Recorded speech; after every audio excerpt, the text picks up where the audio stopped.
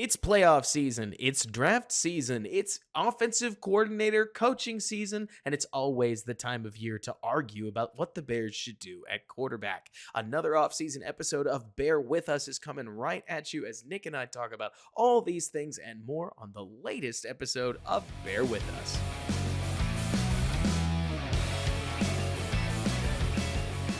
What's going on, everybody, and welcome back to Bear With Us, a Chicago Bears podcast hosted by yours truly, Robert Schmitz, right here alongside my co-host, Nick Whalen of Football Guys. I am the editor-in-chief of the Bears blog. We run one of the latest and greatest Bears-obsessed podcasts all over the internet. Tell your friends, drop us a review on Spotify or Apple if you like us. We really, really appreciate it. We're trying to get those review numbers up, and Nick, what a week in football. I mean, we got our new offseason schedule, which I guess isn't set. It's just two guys freewheeling it in the middle of a busy time of year, right? The football never really ends, does it? The moment the season's over, the next season's already started. It's bad, and I don't know if this is because I'm a Bears fan, Robert, or because I just love the NFL draft, but I think I like the offseason more than in season because there's so much more stuff to talk about and so much more, I think, film to figure out trades and prospects that you like and who's going to get hired and free agency. Like I like maybe that's the Madden part of me growing up. Like I just liked creating the team and then I would sim and then they could, however they did, they did. I'm going to push back on you because I think it's the fact that we've been conditioned to feel this way. The Bears have been so consistently love you guys. I love the Chicago Bears. They have been so consistently disappointing that the offseason, we can't lose a game. Like there's no Matt Eberflus blowing a lead next weekend. Instead, like I watched Penn State's corner Kalen King. I watched Xavier Legette from Mhm. South Carolina, the receiver, working my way through Ladd McConkey, who has some hilarious tape. I was really expecting like a Sky Moore type because I was like, oh Dude, look, it's he's a route runner, man. he's fast too. Yes. Like Yes. you look, let's just talk about it, right? The gym rat, the last guy out of the last guy to leave. Like the Ladd McConkey as the white receiver that everybody's talking about. You sit there and you're like route runner, and it's like, okay, this is just a euphemism for like a high technique guy that's not going to succeed at the next. Oh my gosh, he dusted that guy. Yep. Like Yep. that guy can. I think if there's one thing, Bears fans, at the start of the show that I do want you to hear at the top of this is that we are getting so stuck on the top three receivers, and still a lot of Bears fans are really stuck on the top one receiver, that it's Mhm. easy to forget that later down in the first round, high in the second round, and even deeper into the second round. I mean, Nick, if you're seeing what I'm seeing, there's some studs at Oh, receiver. Malachi Corley from my alma mater, Western Kentucky. Mm-hmm. I know you've talked about Keon Coleman, who I was high on early. He's fallen down a little bit, but he's still good. I mean, you have Tez Walker, who I like Mm-hmm. from North Carolina. Mm-hmm. Very interesting story. Troy Franklin, it's one of those things where you always hype up like, oh, this is the next class of this or that. This wide receiver class has like 15 guys. And I almost, Robert, am at the point where I'm like, I don't care who they are. As long as Chicago gets two of them, I'm happy. I mean, I'll take two. I'll take one for crying out loud. What's so funny about the Bears in their receiver, I guess you could say, situation? Like the Bears need a 1B. They need a legitimate number two. There are a lot of ways to get one. T. Higgins was a number two or was a second rounder not too long ago. And it's Mhm. funny when you talk about Keon Coleman. I feel like the biggest red flag in Keon Coleman's game is the fact that he's not Roma Dunze, he's not Malik Neighbors, and the fact that because he's just a little slower, right? Mhm. All the draft Twitter people, I love you guys. There's chances are there's at least a couple of you listening to my show, or like right here as we talk about this, Nick. But so many people who love draft Twitter love separation, and there's nothing wrong with separation, right? Mhm. But Keon, like AJ Brown, like DK Metcalf, is not going to create loads and loads and loads of separation naturally. I think a guy like him is actually pretty explosive for how much weight he's carrying. And he's You- obviously outrageously physical. You know what I mean? do But you know my favorite part of Keon Coleman's season tell me, was? So he's 6'4", probably what, 220? Is that what looks you like probably? it. Yeah. I'd need to go look it up. So he's huge. So I know 6'4". I assume 220 Mhm. because he's thick. All right, y'all. So think 6'4", 220. Okay. Think of the receivers that you know in the NFL, the guys that you've seen in college, whatever. Keon Coleman returned punts for Florida State. I And know. I think he housed at least one, maybe two, returned punts. The only guy I can imagine, and this is from going back the years and years I've done NFL draft, like just prospect, evaluating Robert. The last guy that was that big that returned punts was Vincent Jackson at Colorado State. He was 6'5", Man, that's a 220, great pull. and he returned punts. And what I think is so funny, let's go a little deeper, right? It's easy to talk about yards and whatnot, but the core reason that Coleman is on my mind, and chances are, look, I want to put Xavier Leggett and guys like him in this category, Nick, but I'll get to it in a minute.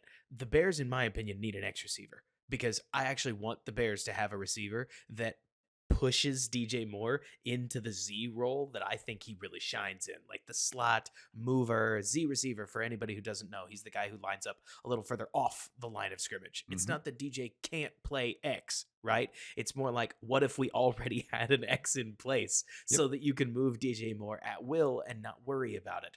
The best thing that Keon can do is everybody thinks about AJ Brown. They think of these big contested catches down the sidelines, and like hell yeah, like give some of those to Keon too. But for me, Nick, I know that coaches feel better about calling certain plays when they think they've got the guys that can run them. And as good as DJ is, he's a smaller target than a 6'4", 220, massive catch radius beast. And what route do the Bears not call enough? I'll just say it for you: slants, especially off of RPOs. Well, when you get a monster target like Keon Coleman, who, at least what I'm seeing on tape, if you're seeing it too, Nick, let me know. Nobody can really jam him. Like with Keon, at least right now, he's winning nearly any physical battle that you see, especially while they're on the ground and not in the air, right? Because once you go in the air, things get a little dicier. And so what I see with Keon is somebody who can specialize in all of the brute force routes, where basically at the NFL level, it's going to be Keon going body to body, posting up over the middle on these routes that the quarterback just Mhm. has to thread the ball and put it on his numbers. And the reason you want Keon there is because when Keon's there, he can turn a ball a little behind him or a little in front of him into an incompletion as opposed to an interception.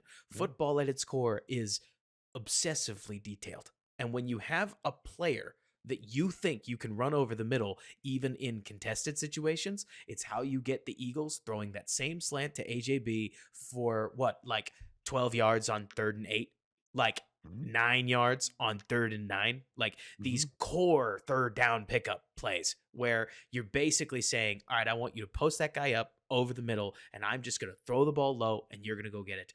It Yeah. works a lot better with a huge dude than it does with Darnell Mooney. Yeah. You know Well, what I because mean? they can shield the defender away from the ball, like literally, like you're saying, post up, and then you can feed me the rock down in the block. You know what's interesting is and again, we're going to be doing a lot of this during draft season, so I'm already going to put my asterisk here. Okay, when I say a comp, like, hey, this is what this player's comp is. For me, I'm not saying this is what this player's career is going to be No, we like. don't know. I'm saying this player reminds me of this player. So that Mhm. way when you're listening, you can be like, "Oh, okay, he's kind of like this." And that's all I think comps are actually good for, in my opinion, because we don't know how they're Amen. gonna transition and no two players are alike. Keon Coleman's comp for me, Robert, is I would say a poor version of Brandon Marshall. A super physical guy. He can win up high. He can win down low. He's an athletic freak. I think Marshall had a little bit better quickness than he did. Mhm. Coleman might have a little bit better straight line speed.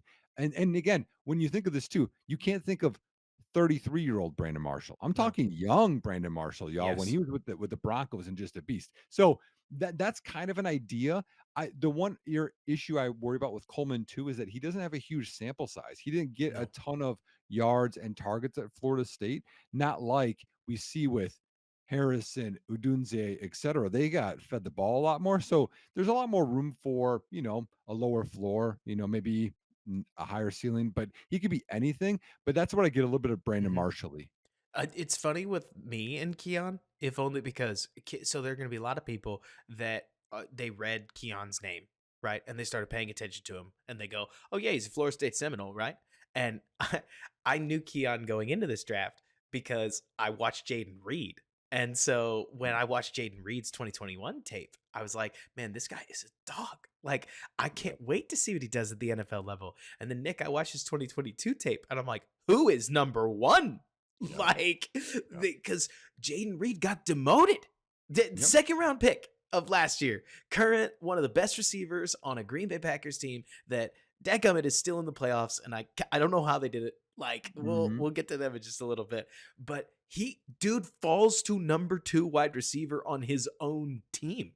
Like, a part of me, Nick, feels like the transfer didn't work out for him the way that maybe he wanted it to. Because I also thought Jordan Travis struggled to get him the ball on a lot of Yeah. things. Like, But he would. and he got hurt too. Travis got hurt. Mhm. Early in the year, Coleman had those flash games. He had like 2 touchdowns in the Yes. first game or second game, and then after that, things tailed off for him. Like, if they would have made it to the actual college football playoff, he would have had more eyes on him, which would have helped, but this could, again, work out in the Bears' favor in terms Could. of, hey, they could get him later, but, hey, we gotta turn this back into the Bears podcast, man. This We is a got Bears podcast. prospects. We're talking.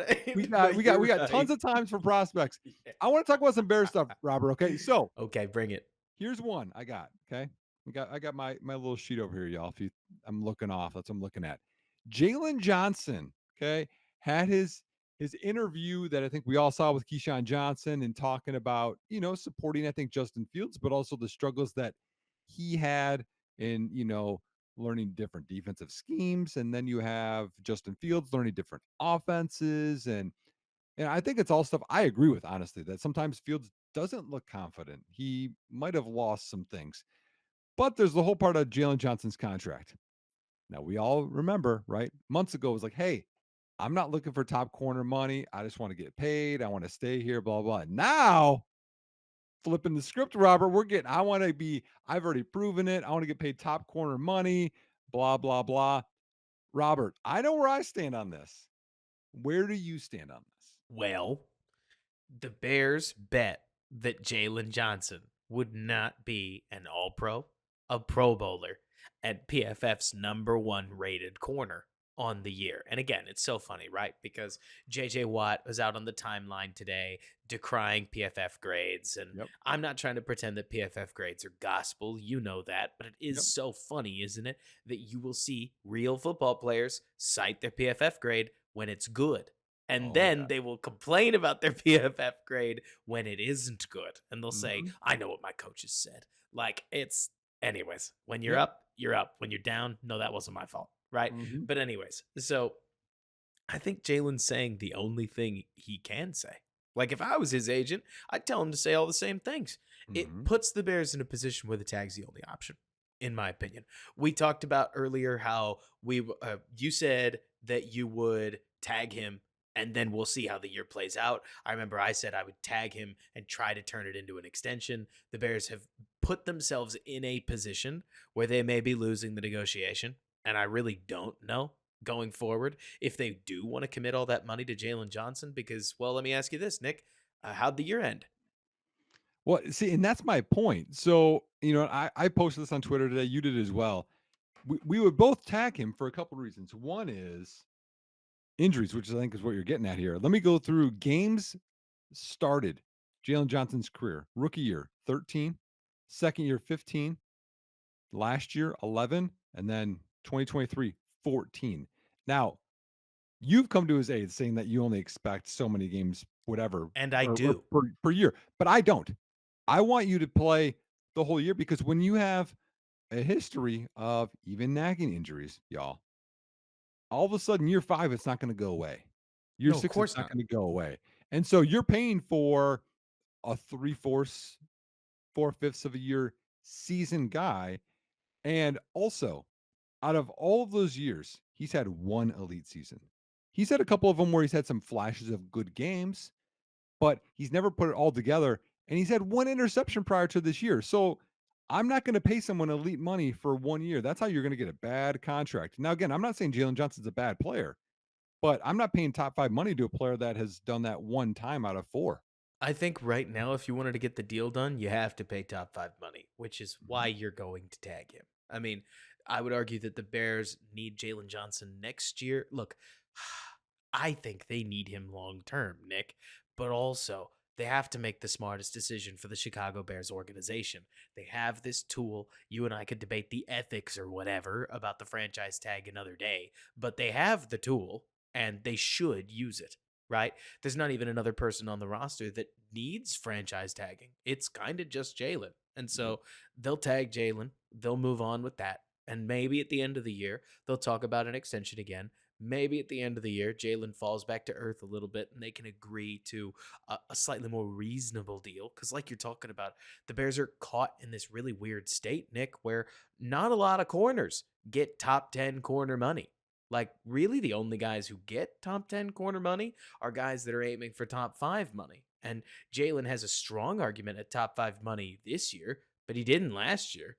And Mhm. he ends the year missing debatably the most important game of the season. Now we get over it, right?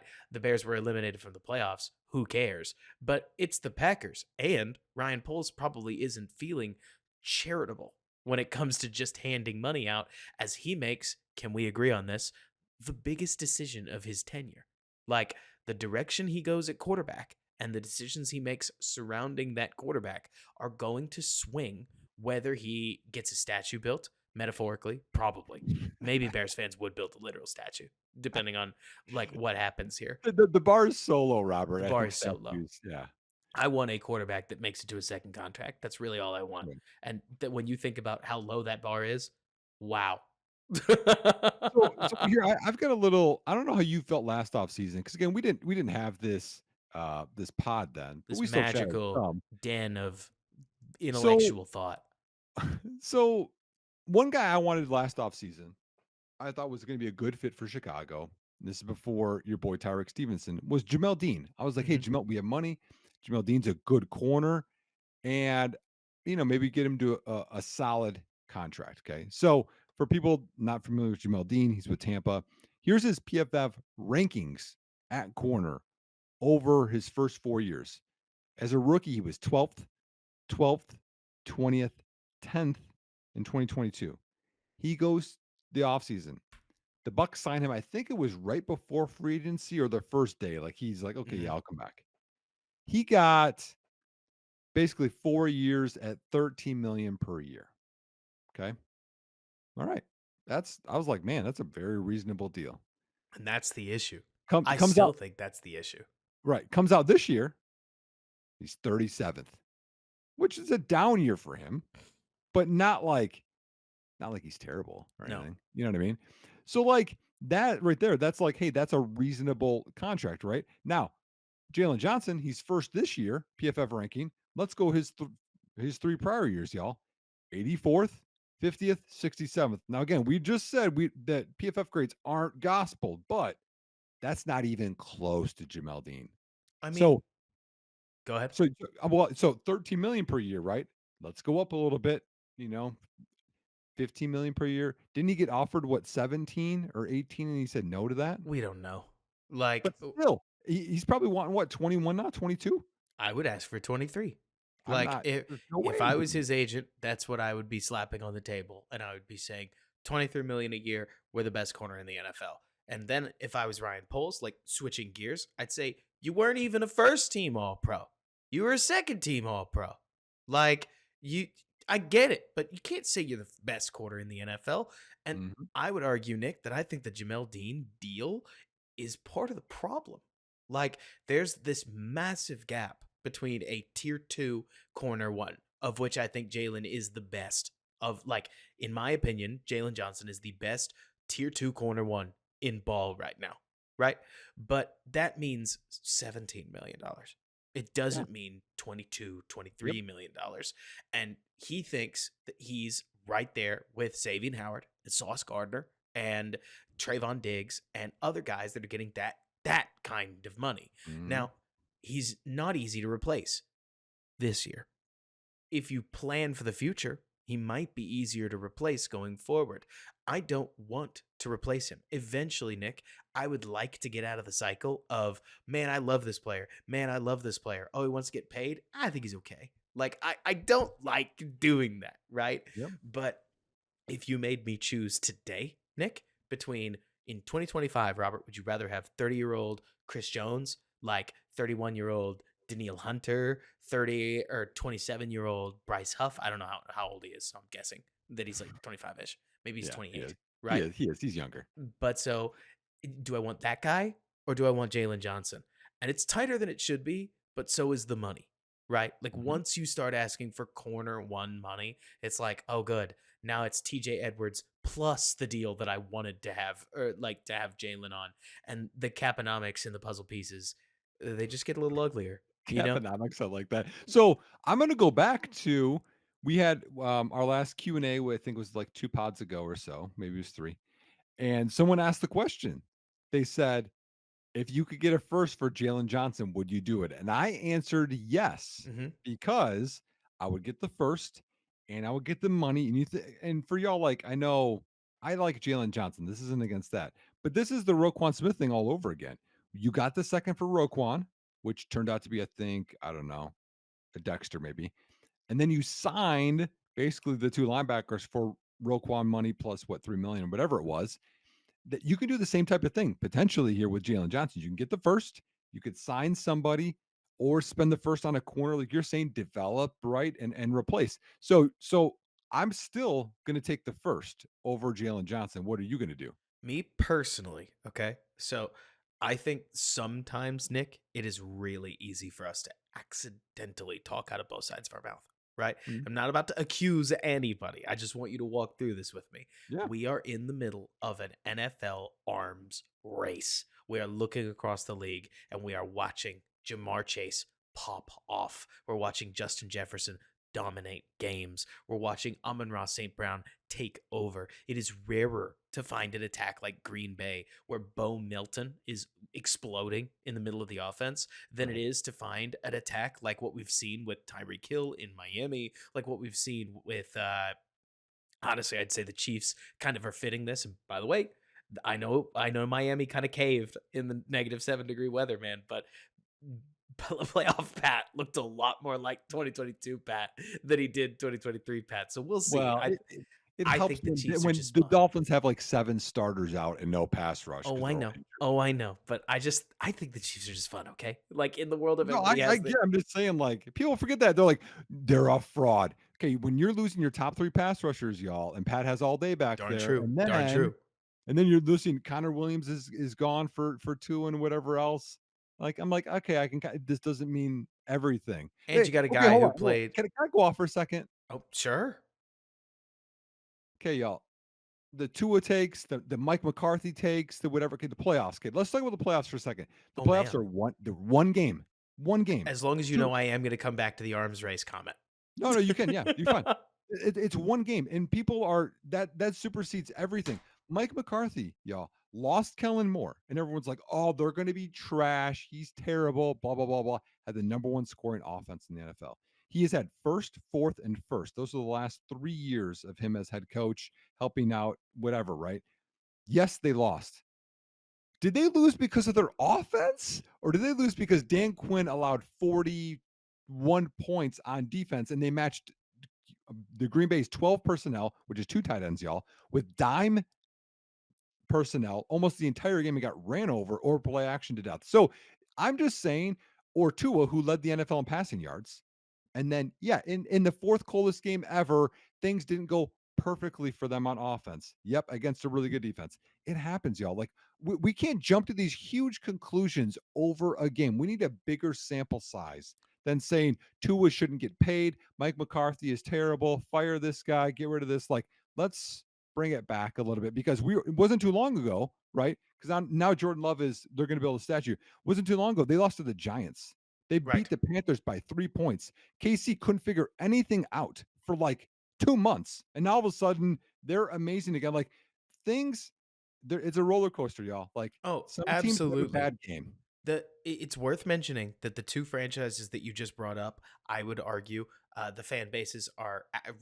I would say that they're on opposite ends of the reaction spectrum, right? I think Miami fans are on one because a quarterback like Tua is not that easy to find, and I understand that everybody wants the super athlete that is also an outrageously accurate and constant or consistent trusting quarterback that understands the system well. Well, Tua gives you the latter, he doesn't give you the former. right? So Mhm. everybody's always going to want Right, to throw the and baby the out with big the arm, bathwater. like, Exactly. I get it.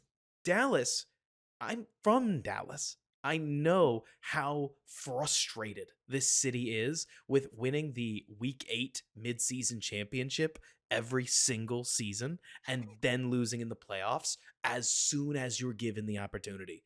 Dallas has yet to overcome anything in the playoffs for almost a decade. They're just mad. Like Mhm. whether it's justifiable to fire Mark McCarthy because I'm with you. Like I mean, don't get me wrong. You asked, did the offense really lose it? Kinda. Two interceptions in the first 3 drives is a horrible way to start a Well, game and where and you're the pick six, but, like, so I look at that, did Mike McCarthy throw the pick? no. So, but are you moving? Are you ready to move on from Dak Prescott when we know this is a league, Nick, where the fans want to move on from the coach sooner than they want to move on from the quarterback because you always like the quarterback. Oh, I You get know it. what I So mean? here's an easier way. Here's the way I always look at it, and this actually could come back to, and I think our next thing we should talk about probably is, that the Bears OCs and coaching and Hang stuff. on, we need to go But back to corner because we're oh, not done. okay, hold on. So I'll go this, then you go there. So if Mike McCarthy gets fired, does he get another NFL head coaching job this offseason? This offseason, I think he takes an offseason off. I But don't know if would he have an opportunity? I think he would definitely get interviewed, like you're Hmm. saying. But Would Matt Eberflus? what do you think? Because Not a my chance. first thought was no. Not a chance. But to me that just tells you right there whether you should replace your coach or not, which I think gets back to a little bit of what's going on in Chicago. But I'm just saying that, like, and I get that, okay, there's the rebuild year last year. But I'm just saying I don't think that Mike McCarthy is the issue. I don't think he's the issue. I think Dallas needs somebody to blame, right? Yep. In particular, because now for some reason they like Dan Quinn, which sucks because I would argue that Dan Quinn runs a very similar scheme to Matt Eberflus, and the idea that they picked the same solution. I mean, think about this, right? It's the same thing we saw Dan Quinn do against the Bears actually last year, where the Lions trotted out a game plan against the okay, who did we play? I think it was Miami, actually. We played Miami and then Dallas, right? But so Miami trots out a game plan where they're going to just let Fields do whatever he wants to. The idea being he can run on us as much as he wants, he's not going to beat us. Well, that almost doesn't happen. The Yeah. Bears almost do beat them. And Yep. then Miami wipes the sweat off their brow, says, whew, I'm glad they Mhm. didn't call PI against Chase Claypool. And they move on with their lives. Dan Quinn, for some reason, watches old tape and comes to the same idea. It says, Justin Fields can run as much as he wants to. What's he going to do? Beat us? Yep. Almost does, Yep. right? And it's weird to me that Dan Quinn, after watching Matt Eberflus decide that the way to beat this Green Bay team was to play soft zone and let them do whatever they wanted to do, decided that he was also going to play soft zone and let them do whatever they wanted to do. He got beat worse. Yep. The Packers, Yep. the Packers beat him so badly that defense. I mean, you'd have never thought that a defensive player of the year candidate was on that defense. The one thing that bugged me the most that entire game, in terms of just, and this is just coaching wise, y'all. Like Jordan Love played well. Matt LaFleur was in his bag. Like I think Matt LaFleur has done a great job this year. Is when they were gonna come with a blitz, both linebackers, I think almost A gaps, right? And they flashed it with 10 seconds on the play clock. Love's like easy, easy, easy. And he checks to another different play, right? Cowboys back up. And then they still come with the same thing. He's checking because you're blitzing. Yep. Switch the coverage. Like to me, that's I'm just like, what are you doing? That is the same issue we had this season when Chicago didn't have hots. It'd be like, oh, they're coming, and we have no answers. It's like, well, good luck, Justin. I mean, it's so corny, but quarterback awareness is in, baby. Like, Yep. you watch these playoffs, and it sure seems to me, at least, as if the two things that really shine to me, you know what? Hang on. Let's address the corner thing. Then let's get to that. Then let's move on, right? Yeah, yeah. All Because, right. anyways, wide receivers, arms race. The whole point that I'm making and building up to is we're so excited about drafting Marvin Harrison. Some other team, like Chargers probably, are so excited about drafting Malik Neighbors. If you don't have somebody that can cover these guys, you are going to get dusted. Like there's no hope for you out there. I mean, you have to have somebody that can at least contest these guys. And ideally, they've got a little experience and they've been doing it for a little while because even if Tyreek Hill is much faster than Jaylon Johnson, Jaylon has played guys like him before and has ways to at least take a couple downs back. To me, Nick, I think that's valuable. At least, especially for one more year, but I would love to see 2 or 3 years. Doesn't have to be the longest extension on earth, but Tyreek Stevenson and some of these other DBs are still so wet behind the ears. I mean, I would consider Tyreek's next season his first season where we have actual expectations of his play. He's Yeah. still not seen everybody in the league yet, right? No. Like, But I think the other part to this too is why pass coverage is successful, right? Corner is part of it, safety's part of it, play calling's part of it. The biggest part for me is pass rush. And so oh, sure. with that first round pick or with that money that you could potentially save instead of having Kindle Vildor, which we've had out there, I know that's Hey, terrible. he won a game. I know, I know. I saw it. I was like, "Who's this guy?" Is is getting after the quarterback because it makes everyone better. It's the multiplier. It's the Montez Sweat thing. So to me, if you're telling me if I could have a better pass rusher or keep Jalen Johnson, I would have the pass rusher. I would. So the scariest part to me when we talk about this is, in theory, Nick, you'd like both, right? You don't Yep. want it to be a choice Yep. insofar as you're able to make it one. But then you could also say, Nick, that the two best defenses going into the playoffs both got rocked. And they both got rocked by offenses that had no business rocking them, especially not Mhm. that hard. These games weren't even close. Like, I understand that defense. So, like, I'm not trying to tear down defense wins championships literally just because Joe Flacco couldn't overcome the Houston Texans and Jordan Love smoked a Dan Quinn team where you could actually wonder. Look, I'm tinfoil hat, Nick.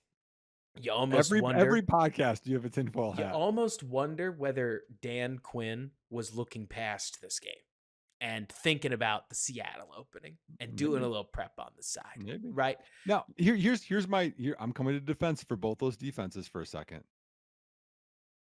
3 pick sixes happened in those 2 games. Uh-huh. That does have a big impact. Like, in that 3rd quarter when there was back-to-back pick sixes, the game was over. Before that, it was still Absolutely. a game. But going back to the same argument we made against the 2018 Bears, who did not allow 20 points in their or in their playoff loss, right? Mhm.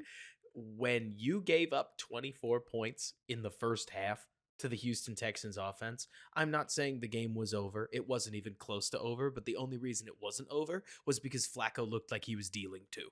Like, and to me, Nick, you didn't spend all that money, over $200 million of cap space with the reigning defensive or with a guy who was also a defensive player of the year candidate to go down 24 to like give up 24 points in Yeah. half on the road or not. And so I'm not trying to pretend that anything's simple. You and I have talked a lot about how there's a billion ways to win, right? Mhm.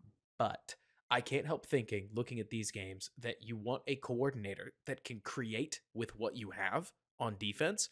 Because when you have offensive investment, it sure seemed as if the offenses closed games in this playoff cycle. It was 1 week's worth of games. So Yep. don't draw too many conclusions from 6 games, right? Exactly. But Detroit won the game because their offense closed, right? Los Mhm. Angeles won the game, or Los Angeles didn't win the game in part because Matt Stafford. I don't know. It depends on if you thought Puka Nacua got interfered with. I don't want to get into that. I don't. I Nah, don't care enough, right? right. But it's more to say that at least to me, Nick, it's a sobering reminder that the Bears are going to try to build something a little unorthodox because the league is still pretty offensively skewed, right? Mhm. But with Sean McDonough, or I do that all the time, with Sean McDermott and his success in Buffalo, you there's definitely a blueprint to a young quarterback succeeding. And let's keep that ambiguous. Maybe that's Justin Fields. Maybe that's Caleb Williams. Under a defensive minded coach that can get a lot and get guys playing hard on the Mhm. defensive side of the ball while your offensive staff does their work. Yeah. Or John Harbaugh is this like that's the other part too, is that we hear, well, you have to have the offensive head coach. That's the only way to make it work. D'Amico Ryans, y'all, is the head coach for the Texans and CJ Stroud's making it work. John Harbaugh is a special teams coach. They're making it work. And he's been successful for a long time. Like McDermott, like as you said, defensive coordinator. Like there's many ways to get this done. That's not one way. And the other part too is you look in the NFC, again, you could say what you want.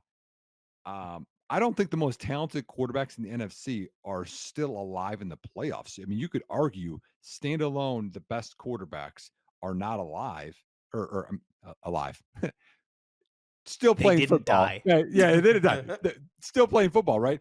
And now, like, that's the other part too, is there's so many ways to get this done, y'all. Like, and this is the whole debate with the whole Fields thing, which we'll have here in a bit, but is, you know, building the team around them. I mean, Jared Goff has been like resurrected with Ben Johnson. You couldn't make it work with Sean McVay. That's weird, right? Offensive guy. Then you have the Jaguars fall apart and they have supposed to have an offensive guru and a generational guy. The Eagles, oh my goodness, fell apart and they have the one of the best O lines and weapons and young quarterbacks, and they don't make it work. Like, there's no one way to do this. No. Or right, we have the debate of, well, the Packers figured it out because what you do is you sit somebody for 2 or 3 years, and then all of a sudden they're ready to go. That's the way that you do it. But then you have CJ Stroud, Robert, who just did it from the jump. So there's no Yep. one way to get this done. I feel like we see that argument on Bears Twitter all the time. It's like, well, they have to do it this way because of this team, or this way because of this team. There's Right. so many ways to do it. 100%. I mean, absolutely. There are so many ways to do this thing. There's so many Mhm. ways to build a winner. Like for instance, apparently one way to win is that you're going to trade, okay, so you're going to trade 3 first round picks, right? So that you could move up from, I don't know, middle of the draft up to around 3, okay? You're going to take the third best quarterback in the draft. You aren't actually doing this for him. You're just going to you're going to take a handcuff in the later rounds. You're going to take the first 7th round quarterback to start and win more than, I think it's like 5 games. I mean, it's Mhm. so rare. We haven't seen it out of the 7th, right? We've got if you go 6th, 7th, 8th, we've got Tom Brady, Brock Purdy, and Tony Romo. Those are kind of your Mount Yep. Rushmore, They, just with they those they three. traded for Trey Lance to motivate Brock Purdy. That's what it was, Robert. Right. It's like you obviously had an org trying to do what people want a Bears like Yep. peer to do for number one, and they failed in doing it, and their scouting department found a better version of Tyson Bagent, and Yeah. now you've got Brock Purdy basically throwing the ball exactly where Kyle wants him to, and a team that's playing really well in its wake. There's Mhm. so many ways to do this. They may not win. I mean, we don't know. Games Yeah. aren't Who played on knows? paper. Who knows? Like, I and mean, I mean, they might have won it last year if he didn't tear his elbow up too. Like, we might don't even have. know. And then who knows? Maybe Jalen Hurts doesn't get that same extension if he Yep. loses to the 49ers. Mhm. But you look at so many of these things, there's so many ways to do it. Like for instance, Nick, let me ask you point blank, right? Do you feel like the departure of Jonathan Gannon and Shane Steichen hurt the Eagles more than maybe we thought it would?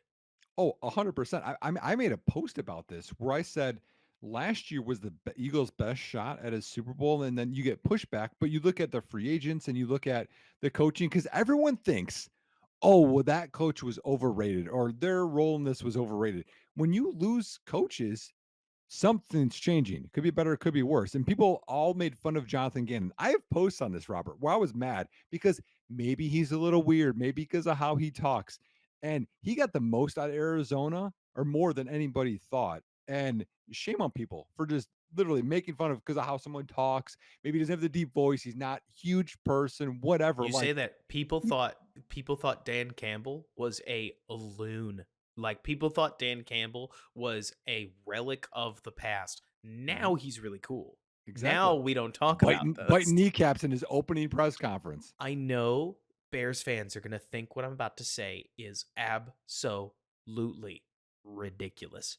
People are going to turn Matt Eberflus into the enigmatic genius if he wins 12 games next year. Like, you know what I'm saying? The Mhm. moment you start winning is the moment that you take a guy that's dorky and cheesy and you turn him into, oh no, he's just smarter than everybody. Cause and that's how But people spin it, you But know? just like Gannon, just like him, there's so many ways to get this done. So, you ready to talk coordinator? Yeah, let's do it. All Okay, right. So so let there's six coordinators, y'all. yep. Okay, for offensive coordinator, defensive coordinator. That's still a mystery. I've heard no news on that, which No, is we're kind of just not interesting. talking about it at all. But but there's six offensive coordinators here that they've interviewed so far. So I'll go through them quickly. So you got Thomas Brown, Greg Roman, Greg Olson, Shane Waldron, Liam Cohen, and Clint Kubiak. Um, How do you want to go through this? Do you want to go through who your favorite is, or you want to talk through individually, or what are you thinking? So it's funny that we talk about this just because I did something earlier on Twitter about this, but I'll regurgitate it. So my Sure. favorite is Shane Waldron, but at the end of the day, Nick, the deeper and deeper I sink into my football obsession and trying to find answers, the more I see that as far as judging a coordinator and judging a coach, we can take our best guess. But because we're never going to get a copy of the interview transcript, we don't know. No, Right? Like no. you and I let's take a hot button example. Greg Roman, right? Okay, is it the chicken or the egg? Is his passing concept repertoire relatively simplistic because he doesn't get how to pass the ball effectively, or was Colin Kaepernick a very young and immature Lamar Jackson, and Tyrod Taylor just not the greatest and most complex passers that the league has ever seen? Man, Hmm. Nick, are we ever going to know? Right? Right, And so right. you could take a look at what you think a coordinator believes in. For instance, I believe in experience. I believe that somebody like Shane Waldron is a great choice because he has been there. He has had all of the focus of being the offensive coordinator underneath a defense slash culture head coach, right? Part of the reason I would love to see Waldron in this Bears running the Bears show is just because there's consistency there, as opposed to somebody like Getzey, where this is the biggest job of his life. For Waldron, this would be another opportunity, but he was successful in Seattle. We saw him work with a quarterback not totally dissimilar to Justin Fields. So if the Bears did want to stick with Justin Fields, Waldron gives you that option. And we see from his McVay, like I understand that the McVay tree and Shanahan tree, frankly, I think we play it up a little bit too much. You know what I mean, Nick? Like the Reed tree believes in Reed tree principles. The Shanahan and McVay tree are so heavy on kit it all around your personnel that if you look around the league, they're all pretty different in terms Oh, of oh yeah. Well, I like mean, motion. I mean, but it all has some similar some outside a zone soul, play right? action. Yeah, yeah. I There's some mean, similarities. at least what I've seen, the marrying the run to the pass is the biggest thing that you see in a lot of these McVay thinkers, right? They don't believe that good offense exists without a married run and pass game. And that's good because I just think that's kind of objectively proven correct, right? Well, I mean, I think every coordinator wants that. I wanted that. Like, I think it's what most people want. So I have a couple of things here. So, we don't have to go through all the guys. One is so Liam, right? Cohen. I have, people have sources, one of my buddies worked with him. I won't say where, right? And We'll keep it loose. He texted me and just said, I worked with him at a certain place. He's a great dude. So, awesome. I mean, that's not like, fluff, whatever. That's someone that doesn't have to tell me anything and they could give me their honest opinion. So that's good news there. Um, Shane Waldron, I mean, again, so before he was with Pete Carroll, was with McVay for many years. Hmm. Um, Greg Roman, I'm going to push back on this a bit. You hear so many people just poo pooing this idea of Greg Roman. Okay. I think you're more of a poo pooer on Greg Roman than I am. So, the Greg Roman, if we think about this, he's had multiple stops of being successful as offensive coordinator. We haven't had that. Like even if Greg Roman's 15th, 16th, 17th, 18th. That's way better than what we've had. And he has been successful with Kaepernick, with Tyrod Taylor, with Lamar Jackson, with different teams, different O lines, different coaches, different personnel. There's been success. Has it been perfect? No. He's been to the Super Bowl, though. He's been a lot of playoff games, which is way more than we can say on anyone else on staff. So, and you think about it, when you have different um, athletic quarterbacks here. The ones I just listed, some of those are more athletic than other ones. Some are better passers than other Sure. ones. They learn differently. And if we remember the press conference, they wanted someone that was versatile, that could coach in multiple different ways Hmm. to their personnel, whoever they get. And Greg Roman has done that. So you're talking about experience. That is one. One guy It that I'm going is. to push back on that I'm not excited about is Thomas Brown. And the one simple part of it is this, and this is just again rumblings. So the Panthers thing was bad, right? Yeah. Not a great org to be tied up with, Like, right? well, I mean, just like this year was like just like colossal, whatever. So what I had heard, not sure if you heard this, Robert, but I had heard that the Panthers, they had coaches going to the owner, and they're all trying to, like, kinda, like, save their jobs and throw Right. under people under the bus, whatever. That's not the culture I want with coaches, and I don't know if Thomas Brown was one of them or not.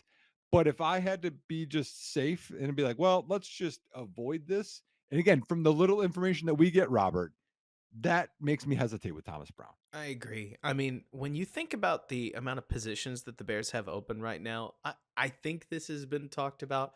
I'm a believer that the Bears are talking to a lot of these guys to get them interviewed so that they can then bring more than one of them in. I mean, just Ooh, to that'd use an be example, cool. right? Like if they hired Shane Waldron, but then they brought on Greg Roman as run game coordinator, chef's kiss. If they brought in Greg Olson as your quarterback's coach, chef's kiss. Like if they bring in Liam Cohen to be pass game coordinator, yes please. Like there's Mhm. you can build a staff room out of Yeah. more than one of these guys. I don't think it just has to be one. And if Thomas Brown is one of those guys that isn't the offensive coordinator, I feel a Mhm. lot better about him being in the room. But Yeah. just given the Carolina thing, turning the reins over, because effectively you're declaring this guy head coach of the offense, right? Yeah. Yep. And that's head coach of a development project, regardless of who's at quarterback. And I don't want that head voice to be somebody coming from that Carolina org. It's probably me being pretty knee jerk, but man, that's a bad one. Yeah. Like that's I one of mean, the worst results we've seen in probably what, 30 years? oh, it Like, was colossal. I mean, especially when you just got the quarterback. You're like, okay, we have to go through some growing pains, and they went through none of them. The other thing that's kind of cool, I guess, with this is the theme, besides Roman, is you talked about the McVay Shanahan style, but it matches a lot of what we just saw. So mhm. the good thing is that you think the transition, if they go with one of those, which I mean, 5 of 6 are, you would think that the offensive line, the verbiage, the quarterbacking, it's gonna be easier if they stick with Fields, and if they don't, the rest of the personnel that you bring back won't have to learn as much of a new system, so you think that you'd have probably more success early on. I mean, you could even argue that the Bears are almost making life a little harder on themselves because they have the opportunity to explore all kinds of offensive identities and systems. And instead, they're very plainly sticking with one offensive tree. But like you're talking about, it sure seems as if they are believing and trusting in all of the advantages that probably come from not having to relearn offensive footwork or like Mhm. offensive line footwork is what I intended to say, Yep. not having to reteach DJ Moore the fundamentals of what these route concepts are, right?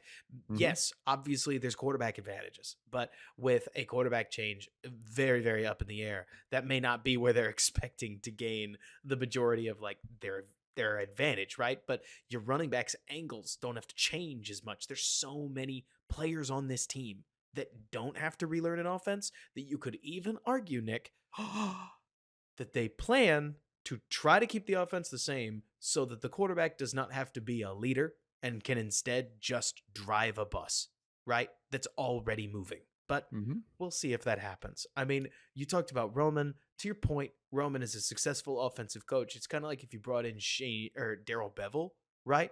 Yeah. Where it's like, is that the best, hottest, newest age offensive mind? No. In the offense or in offensive coordinating right now, you're either good enough to be a head coach or bad enough to get fired. And man, there is no in between. And No. and Oh, I mean, so you could add in Ken Dorsey, you could add in Kellen Moore, right? They're not as mhm. hot names now, but they've been successful. Right. And so I don't ever want to tamp down on Roman's success and track record. It's more that, at least to me, Nick, what I would worry would happen is they would, if they brought in Roman to be their offensive coordinator, I think they'd be committing to a quarterback run identity very similar to what we saw with the Ravens and the 49ers. And then I think we would spend an entire offseason with people like me saying, I just don't think they're going to invest enough in Justin Fields becoming the passer that I think he should be aiming to be. Me personally, as a huge fan of Justin Fields, Nick, I know sometimes it doesn't sound that way, right? But I love Justin. I've been tracking Justin weekly for the last, ever since he got to the Bears. I mean, every single week, going through the tape, frankly, trying to add as much context as I possibly could.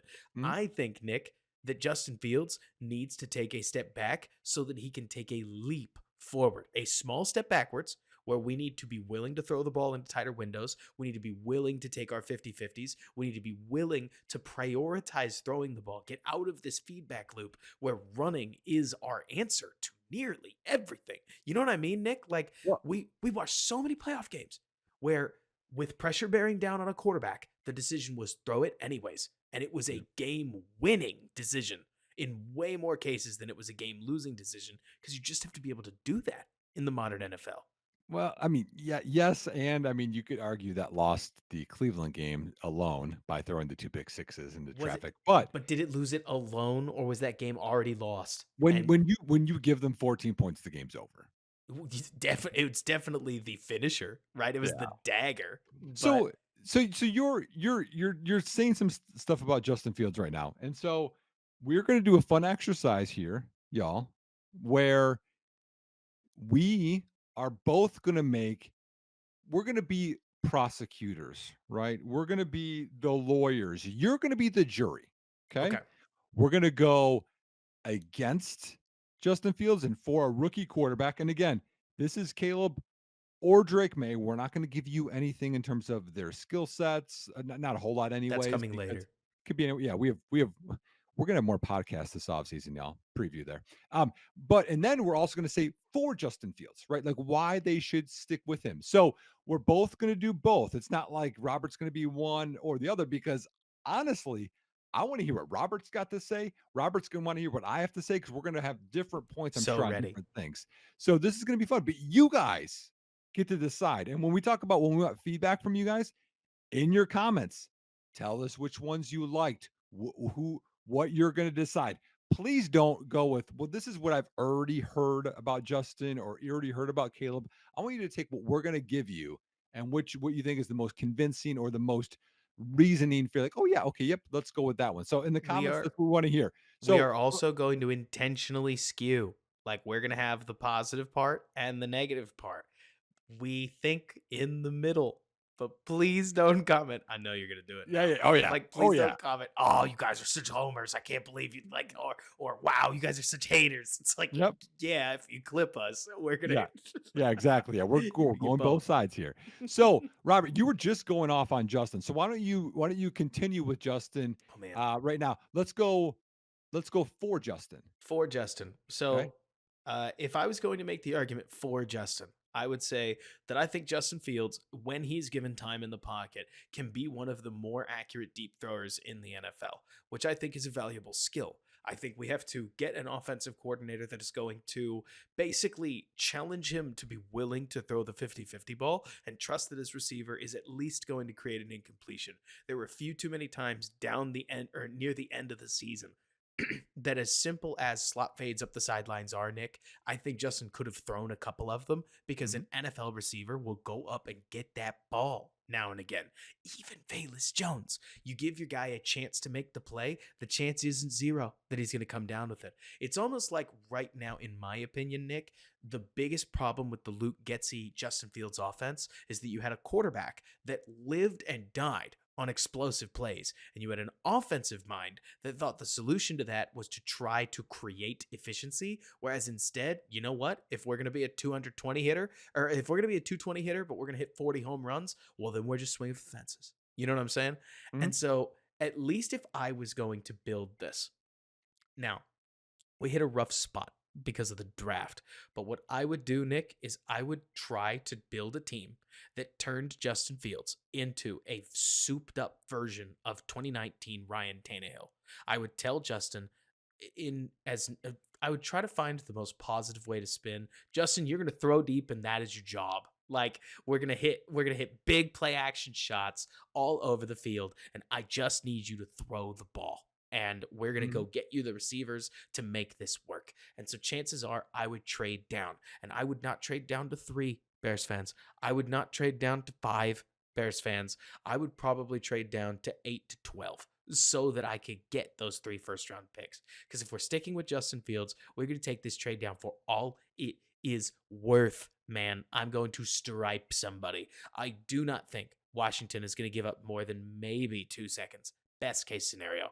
I don't think New England is going to give me 3 firsts. They might give me 2 firsts. And if I can be very direct with you guys, I don't think you need a number two wide receiver to be Marvin Harrison to make this plan work. Because to be honest with you, Nick, I'm not expecting the receivers to explode that hard.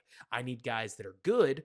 I would love somebody that can make a relatively contested catch, but I'm mostly hunting for like Roma Dunze and probably even Brock Bowers. And if not, you know what? Guys like Keon Coleman, guys like Tez Walker. It's Walker, right? Devontae Mhm. Walker. Yep. Like that works for me. I just know him as I know what he looks like on North Carolina uniform. Anyways, getting back to it, I'd probably try to find ways, Nick, to invest in the offensive line in this case. Because while the inclination would be to build a badass defense, and this is where I don't know where I make the upgrades, but I need to get like a JC Latham type and put him in guard, right? People are going to call it an overinvestment. But if you're going to build this plan, you have to That's build an dangerous. offensive line that is badass. like, like Dangerous. I know it's dangerous, right? But maybe I'll find somebody else as I go through like offensive line tape eventually. That's not coming up before the Senior Bowl. I am all in on the skill positions, right? Oh, that's okay. But I would probably try to take some free agent money and throw it at a defensive lineman, and I would get to work on a Fields extension as soon as I could. Whatever I could get it at, man. If I could get him to agree to one of those Jordan Love like extensions where he basically takes the 5th year option and spreads out the cap hit, I'm interested. But the biggest thing I want to avoid is Fields asking for the big banger contract that ruined, ironically, the same Titans team we're talking about. But maybe, Nick, you try to get Fields on the concept of a 3-year extension that starts nearly right now, reorganizes the 5th year bonus, gives him a little bit of a raise with some more guaranteed money, where you say, hey, you're our guy for the next 3 years and that is it. We are not doing the $200 million 5-year deal, but we can give you a $80 million deal stretched over 3 years with $50 million guaranteed. You taking it? I would be shocked if he's not, right? Mhm. But maybe he would, or maybe he would spurn it. Maybe David Mulgeta throws a monkey wrench in this, and that's one of my biggest things. But if you want me to keep going, I can because I feel like I'm hitting my time. But it's more like Okay. I would try to build a team because the part I didn't get into that also just whoops ass on the ground.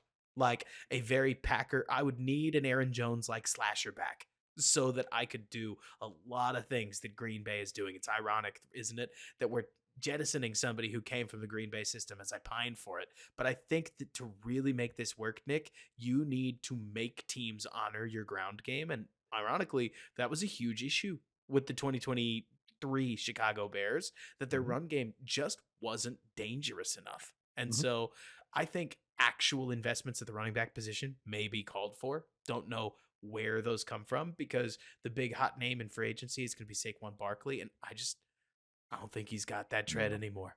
No. Like, and so I don't know where you find your back that's going to do it for you. Free agent running backs have been nothing but a problem when you look at just big name backs in free agency over the last, what do you think, 5, 10 years? Like it's been a killing field that we've Almost seen. all. Right? But I look, and if I'm keeping Justin Fields, I want to embrace who he is. I want to see if I can add a little bit more. And to me, it's to create more chunk plays. It's basically giving up on trying to create a true short game with Justin Fields and instead saying, you're going to be our uppercut. You're going to be our haymaker. You're going to be our hooks. You're going to be all these kinds of punches. And then we're going to use the run game as our jab. And we're going to create such a comprehensive run Mhm. game that all you're going to do is throw. It's going to be just like Ohio State, honestly, Nick. Like, we're going to throw the ball 21 times. And if we ever throw it more than that, we probably lost. You know what I mean? Well, they had some big plays. So basically what I'll do is because I mean I don't think that we really are big disagreements as we're in our for Justin Fields case. So I think what I'm gonna do is because I have a lot of things typed out, I'll build around yours and we'll kind of go at it together. So and again, PFF had Justin, I think, around like quarterback 20 this year in terms of his overall grade. So here's the other thing we have to think about is I think we all can agree that Justin Fields has not had a fair shake in his 3 years. When you look at, I mean, probably bottom 5 offensive coaching, probably bottom 5. Uh, for sure, bottom 5 interior offensive line. That has been bad. Bottom 5 wide receiver 2. I mean, over the years. and he's at a wide receiver one for 1 year. So if we picture this together, and he's 20-ish right now, you get even an average OC. We went through a bunch of OCs. Let's say he gets up to like quarterback 16, okay, dead average. Then you get just an average center. We're not talking about the best. We're talking about someone that's not 32nd multiple years.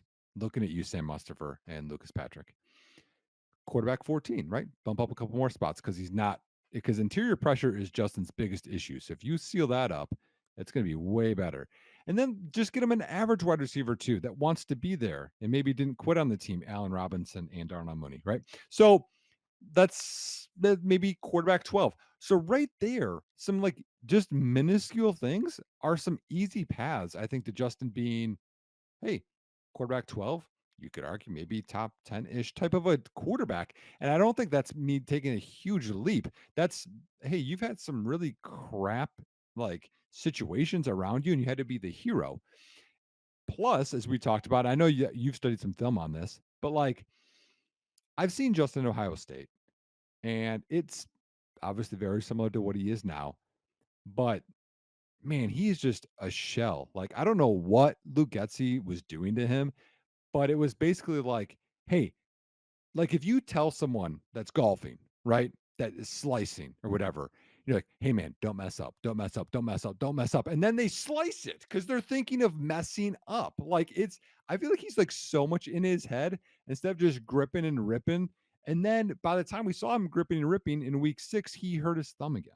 Can I give you my favorite analogy? Because this is exactly how I feel. I'm so glad you brought up golf. I Mhm. have one of the worst slices in America. Like, I mean, Nick, Can you record this? I want to see it. you know what? One day I will. And a lot of Okay. it comes from the fact that with my lacrosse background, I'm so wrist dominant that I keep wanting to Oh, flick the club through the ball. well, And don't you dare. it is No. horrible. And so for about 4 years on and off, I'm not that avid a golfer, so I won't pretend it's like I was working at it on the range, et cetera, et cetera. But I was always trying to perfect my form. Okay, I straighten up here. All right, I get my legs this way. I get my balance this way. All right, so my shoulders here. This is what I need to do. And unsurprisingly, my game got worse, and the slices still didn't really fix. It got a little better, right? But especially if I tried to rip a long ball or it needed any distance, oh, it came right back. Until I realized, Nick, what if I just set the club an inch in front of the ball, like higher from the ball, expecting the club to come down? And that has just worked like a charm. Like Mhm. basically saying, I'm going to swing naturally and I'm just going to make a smaller adjustment that's maybe a little more overt to account for what I'm doing naturally. And it has helped me play a lot freer and have a lot more fun at the golf course. And to Mhm. me, I can't help but think that this Eberflus Getzy regime, the 200 Club that we've only recently heard about, is a perfect sermonization of how I believe this Bears coaching staff. Do you want to explain the 200 Club? So it's a little comment that we heard Fields and Getzy make over the last couple weeks, right? And there's no way they haven't been talking about this for 2 years. Like I think it came out, and I don't think Eberflus wanted it out for this exact reason that the 200 Club is short for 200, 2 touchdowns, 0 interceptions, 0 sacks, and it perfectly explains why Justin Fields looked like he did in Week 1 of the 2023 season, and that Yep. is not a good thing. No. Right, Nick? Like No. it looked like a quarterback more focused on the 2 zeros at the end than reaching the 2 at the front. And Yep. That's that's why you don't throw it into tight coverage. That's why you don't take any chances. Don't make any like, but no mistakes. and when you think of that, Robert, like who wins in UFC? Who wins in think of almost any sporting event? Is it the team that never makes a mistake or is the team that actually makes plays? The team that actually does something? It Like, because there's an aggressive part to sports. The only one I can think of like that would be like tennis, where you're like, I'm not going to make any unforced errors, and the person just makes a bunch of unforced errors. But you could even argue that when in tennis you make no unforced errors, that in and of itself is a completely different achievement because being that shot perfect is not some choice. That's a massive display of skill. Yeah, yeah, You know that's what I'm true. saying? Yeah, that's true. And so within football, I mean, I don't think that there's a better encapsulation than the fact that Patrick Mahomes and Josh Allen are both like interception fiends, right? Like Yeah. in the world of choose to, right? Touchdowns, less sacks, less interceptions. Oh, these guys choose they actually don't take all that many sacks. So they choose less sacks, they choose more Hmm. touchdowns, and they will throw you picks. Like they got no issues doing that. They'll just throw 35 touchdowns and make up for it very quickly. And so it's so interesting to me looking at this Eberflus Getsy regime because in a world, I think, Nick, now that they've got Fields thinking so much about not throwing interceptions, he holds onto the ball more, which only makes the sack problem worsen. So even while Justin Fields is looking for the check down, we still take about, what do you think, 1 to 1.5 sacks completely out of turn because we didn't throw the ball at a target that probably would have at least created an incompletion, right? Hmm. Like, what are we so scared of? It almost becomes a question. Well, But what's also interesting too with this is the one thing that I noticed by looking at some of Justin Fields' plays that he made 2 years ago versus this year is he had more long runs, but that was also him being more aggressive. This year, it was more of like, okay, don't get sacks, don't turn the ball over, and don't get hurt. Like that's all you have to do, right? Now, you can do that stuff when you have the Brock Purdy team around you. You know what I mean? Like when you got like the squad, sure, man, you can just be John Stockton. You know what I mean? mhm. But like I feel like for the Bears to win, like with what he's had, you got to be Russell Westbrook, man. Like you got to like be the point guard, but then you also got to score the point. So it's What just interesting because he takes the slides and because only a couple times you saw him, he's like, you know what, I'm going to try and get by this guy, and he does Oh, because yeah. he's athletic and he's strong and he can do it. So it was weird like the conservativeness was everywhere. But let me get into the rest of this stuff because there's a Go lot for here. it. All right, so the other part was again, he hurt his thumb. So Yep. that affected, you could argue, two-thirds of his year this year that I don't think we're taking into account enough. Whether that's all physical, that could be some mental, taking a big break in the middle of the year and then coming back and seeing how that goes. So we just talked about the running ability. When you shift from Fields to someone else, let's say, you lose that. He's Mhm. one of the best runners you could argue ever in NFL history in terms of his ability to be elite, to get first downs, chunk plays, touchdowns just on his own. There Right. are other people that are crafty. There are people that will get some. Not I can't think of hardly any that are getting 60, 70-yard touchdowns because they're just God-given gifted that way. So Mhm. that's another thing that you would not get if you don't stick with Justin Fields. Um, Also the ability to extend and create, and we saw this in him getting more receivers open. That's an elite trait when you have these defenses that are looking at him way more than looking at other people. Um, the case for Justin Fields has to include the potential assets that you get in this trade. Mhm. And when you talk about that, and I think that you could argue a couple of things. One is I think multiple assets is better than one asset when you talk of probabilities and risk assessments, right? Injuries, I mean, RG3, sadly, right? Players that bust, don't live up to potential, legal issues, suspensions, like those are all bad things. Like we don't want to think about, the Ray Rice and the Henry Ruggs, but like that's stuff it's in the realm It of does happen. possibilities. I hope it never happens again, but that's stuff can happen. So when you have one versus four assets or five, whatever how it works, like you're like, well, if this happens to the one, we're screwed. If it happens to one over here, well, we still got some more assets that could work. So just in terms of probability, that favors the one side. Also, a deep team, if you create this juggernaut of a team, you're going to be deeper. You'll have depth that will overcome injuries, that will overcome poor play. You'll have better rotations. Players will be fresh. You're going to have a better product on the field overall from that. And as you talked about, there's more than one way to win with a quarterback. It doesn't have to be just a top quarterback. We talked about this with the NFC. Maybe some of the best quarterbacks aren't still in the playoffs right now. Um, And you have to kind of weigh the probability of the rookie quarterback. Is it that much better than Justin and assets is part of the debate. And the other one is you can hedge your bet here a little bit too. So let's say you go through with this. You give the little Jordan Love extension or however you want to do this with Fields. And let's say it doesn't work out in 2024. Then 2025, likely you'll have multiple first round picks. You could then get your quarterback or move up. Or you could do the same thing in 2026. So again, you could hedge this a little bit. And again, I think hedging has its advantages. The other one too is it looks like Field has won the locker room.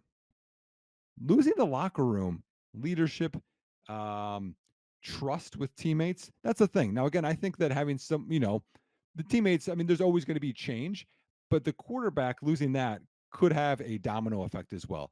And the other one too is we've seen this happen with, and people have talked about this all the time with a rookie quarterback for the Bears and a new head coach.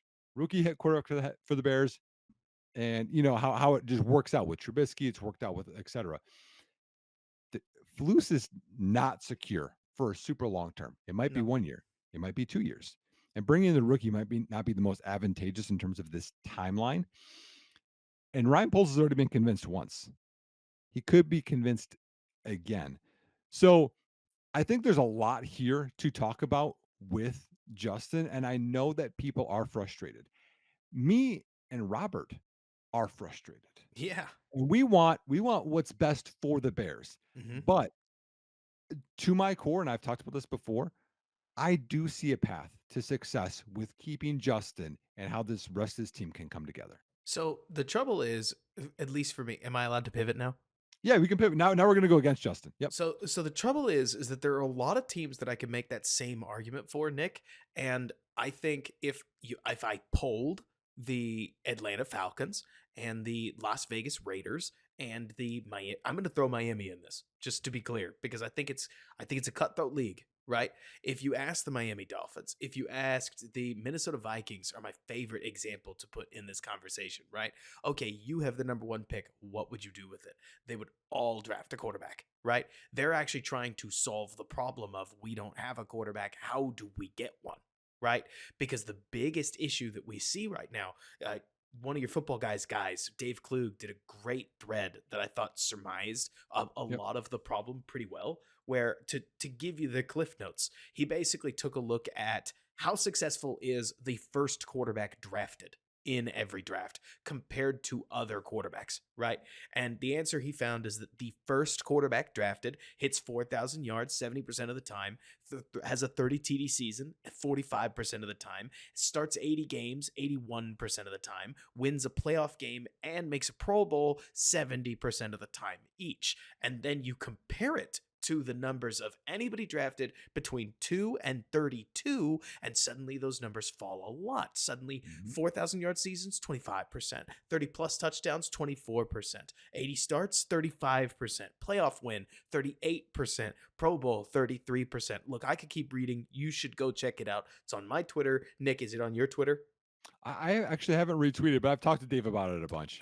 I'm sure you have. And it's more to say that finding the quarterback, the finding the quarterback that everybody else missed is a lot harder than finding the quarterback that everybody else generally agreed on. Right. Mhm. And the data gets even funnier to me, Nick, when you then factor in the fact that you've got situations just like last year where actually the number one quarterback was pretty contentious, depending on who you asked. We all agreed that number one was probably going to be Bryce Young, but most people thought that was a silly decision. Like, if you asked all the same people, like, Nick, were you like this? If you'd asked me last year, okay, who do you think's gonna get taken at number one? I would have been like, I think it's gonna be Bryce Young. It should probably be Stroud, but I think it's going to be Bryce Young. You know what I'm talking about? Yeah, I liked Young, but I like Stroud too. So I mean, it wasn't a super big consensus. No. No, and don't let me strip it away because, like, I still think Young's a better player than we've seen in Oh, for Carolina. sure. Yeah. Horrible situation.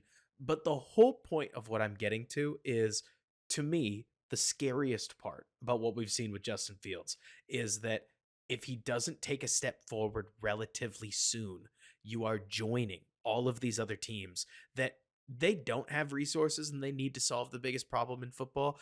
the Bears would have resources and they would need to solve the biggest problem in football.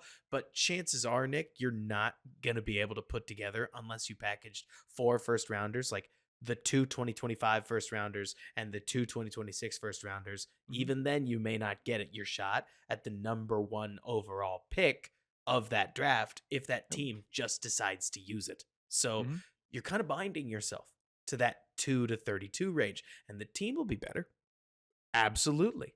But if your quarterback needs to come through for you in a clutch moment, is Justin going to be able to do that?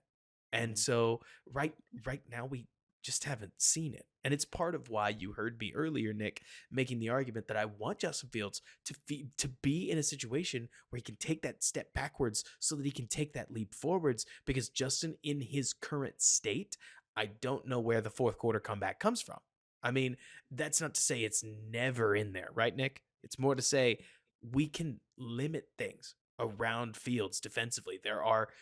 He doesn't respond super well to spot drop zone.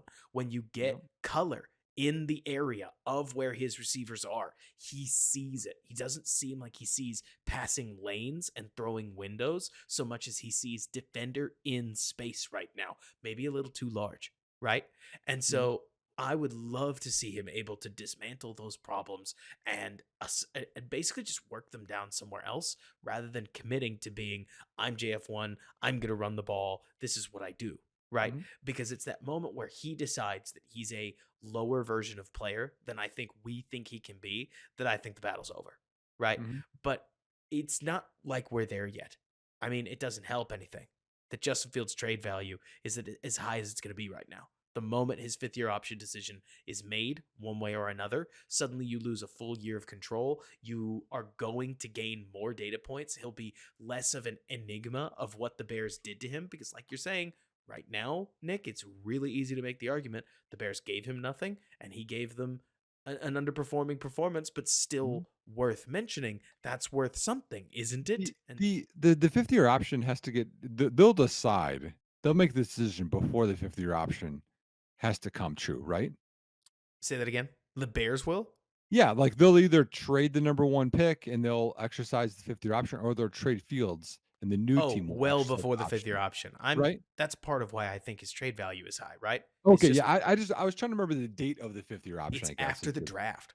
okay, So they'll absolutely make the decision before then. And in fact, I think the fact that you have the fifth year option is the reason you're trying to trade him now. Like, yep, ironically, I think if Fields was a second year quarterback, that I don't know that you would pass on Caleb for this, but I'm not allowed to talk about the quarterbacks, so I'm not going to. no, we're not, no. It's more to say that Fields has put you in a funky proposition or in a funky position where now if you pass on number one, the other part of this, Nick, that I think is ugly, and we're never going to know, what's his agent going to do? Is his agent willing to play ball to get Justin and the Mhm. team a deal that meets in the middle? Or is he going to take the fact that quarterbacks hold all the cards and run with it if you deal number one? If it's the latter, you have signed up for a Jordan Love level extension without getting the playoff win, right? But Or it's kinda like Jaylon Johnson, right? We just saw where, "Oh, no, I don't need top corner money," and then all of a sudden when it's gonna come due, "Hey, I want top corner money now that I have you." hey, remember when I said I was going to be reasonable and I loved Chicago? Actually, if you don't pay me $50 million, I'm never going to play for you again. And Mhm, good luck without me. Like, we don't know, right? mhm. But I do think people keep overselling how bad Justin's been. I think a lot of modern metrics work against him for better or for worse, right?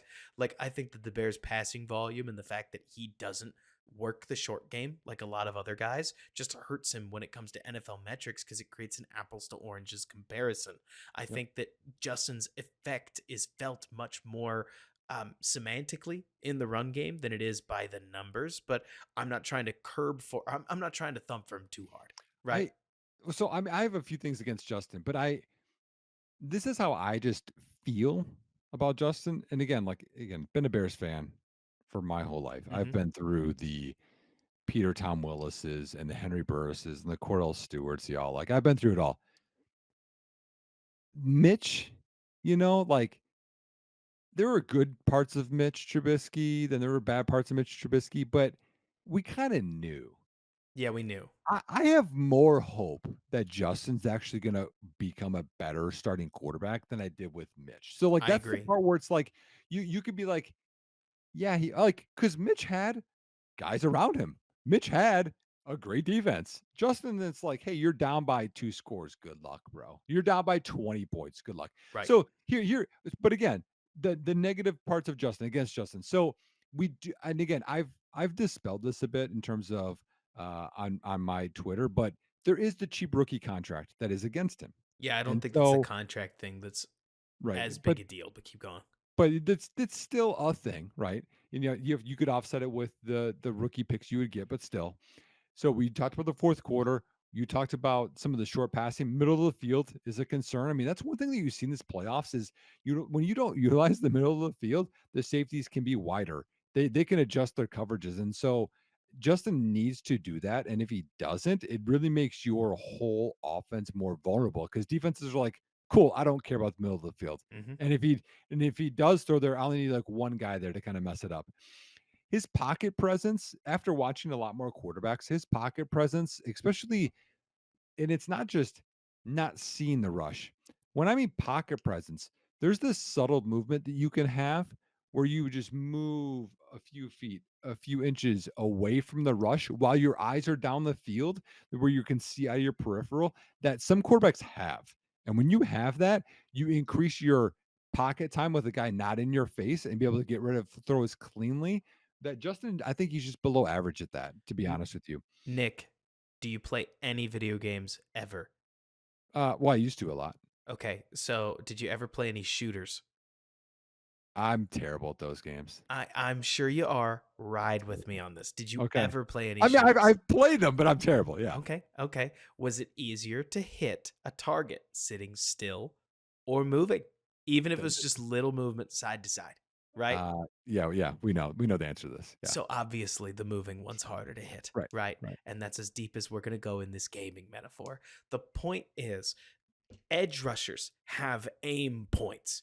And when you're working the tackle, you are aiming for a very specific spot, usually about 8 to 9 yards in the drop. And when the quarterback steps up, you have to work back through the tackle the other way. And like you're talking about, I do think it's obvious in the playoffs. When the quarterback hits the back of their drop and steps forward, they can even backpedal backwards again.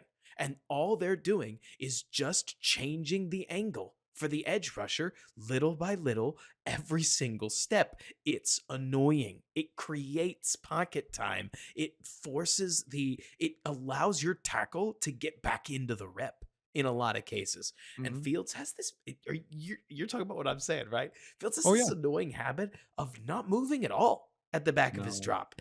And he can. You obviously know he can. he's He's so athletic. fast. It's so athletic. Like, just step forward. Just make it so mechanical. Drake May, I know I'm not allowed to talk about him, has this goofy habit where he drifts towards where he's throwing nearly 100% of the time, but it's movement.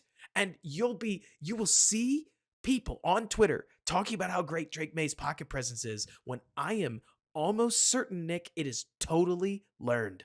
Like, I don't know if Drake feels it so much Yeah. as he has a path that he's going to move for every single throw because that's better than not moving at all. And we're year 3 of Fields' NFL career. Mhm. Are we sure we can learn that in year Well, 4? I mean, and there's a lot of things that, and again, I'm gonna say a name that people are gonna be upset about, but, like, Aaron Rodgers, there's so many parts to this game that are great, right? I mean, he's one of the best 5 quarterbacks of all time. Right. Um, his pocket presence, I think, might be his best trait. Mhm. His movement and to be able to get subtle and to avoid sacks and avoid hits, like, it was the way to describe it to me as a Bears fan. I would describe it as annoying. It was Yes. annoying that you could never get to him, annoying you could never get in his face. You couldn't hit the guy, and that's because he always moved just a little bit. So that's one thing that's a negative on Fields right now. The Hey, I got a fumbles fun fact are about Aaron Rodgers for you. oh, shoot. So, uh, a lot of people have said exactly the same thing I did, or that you just did. I said it. If you had to guess Aaron Rodgers' pressure to sack rate, what do you think it would be? And just keep in mind, Patrick Mahomes sits around 12% year over year. That's a very good figure. Justin Fields' pressure to sack rate is a little closer to like 27, 28% coming out of college. I don't know what it is in the pros. That's pretty bad. Yep. 20% is considered pretty high. Would you like Yep. to guess Rodgers' standard year over year figure? Man, because man, the end of his career, he held the ball on way more than he did early in the career in terms of trying to make big plays. So it's probably gonna average out. I'm gonna say 8%. So year over year, Nick, I my eyes popped out of my head when I saw that in 2011, in 2012, in 2013. I'm talking year by year. 17, 19, 24, 22, 21, 22, 24. We remember Rodgers being the pocket wizard he was. He took sacks. He just found Wow. so many home run plays, you forgot the Yeah. sacks happened at all because he took a 6 yard loss on second or on first and 10, and then he hit a rope down the sidelines on third and 16 that Yep. made you forget it ever happened. I Mhm. only mention that because there's a certain quarterback in this draft that gets a lot of criticism for the same thing that I can't help but wonder maybe misremembering a Yeah, Hall of yeah. Famer. But like I've talked about on the show, I'm really wary about comparing anybody to a Hall of Famer No, because yeah, we shouldn't do that. that's Um, stupid. You know what I so mean? so again, like, whether, it's snaps or whatever, there are fumble concerns with Justin, right? And you're right because the Um, centers are. I can't say that word. It was gonna be. It was gonna have to poo do with dog. If you get what I'm poo-poo. saying. They're poo-poo. They're really bad.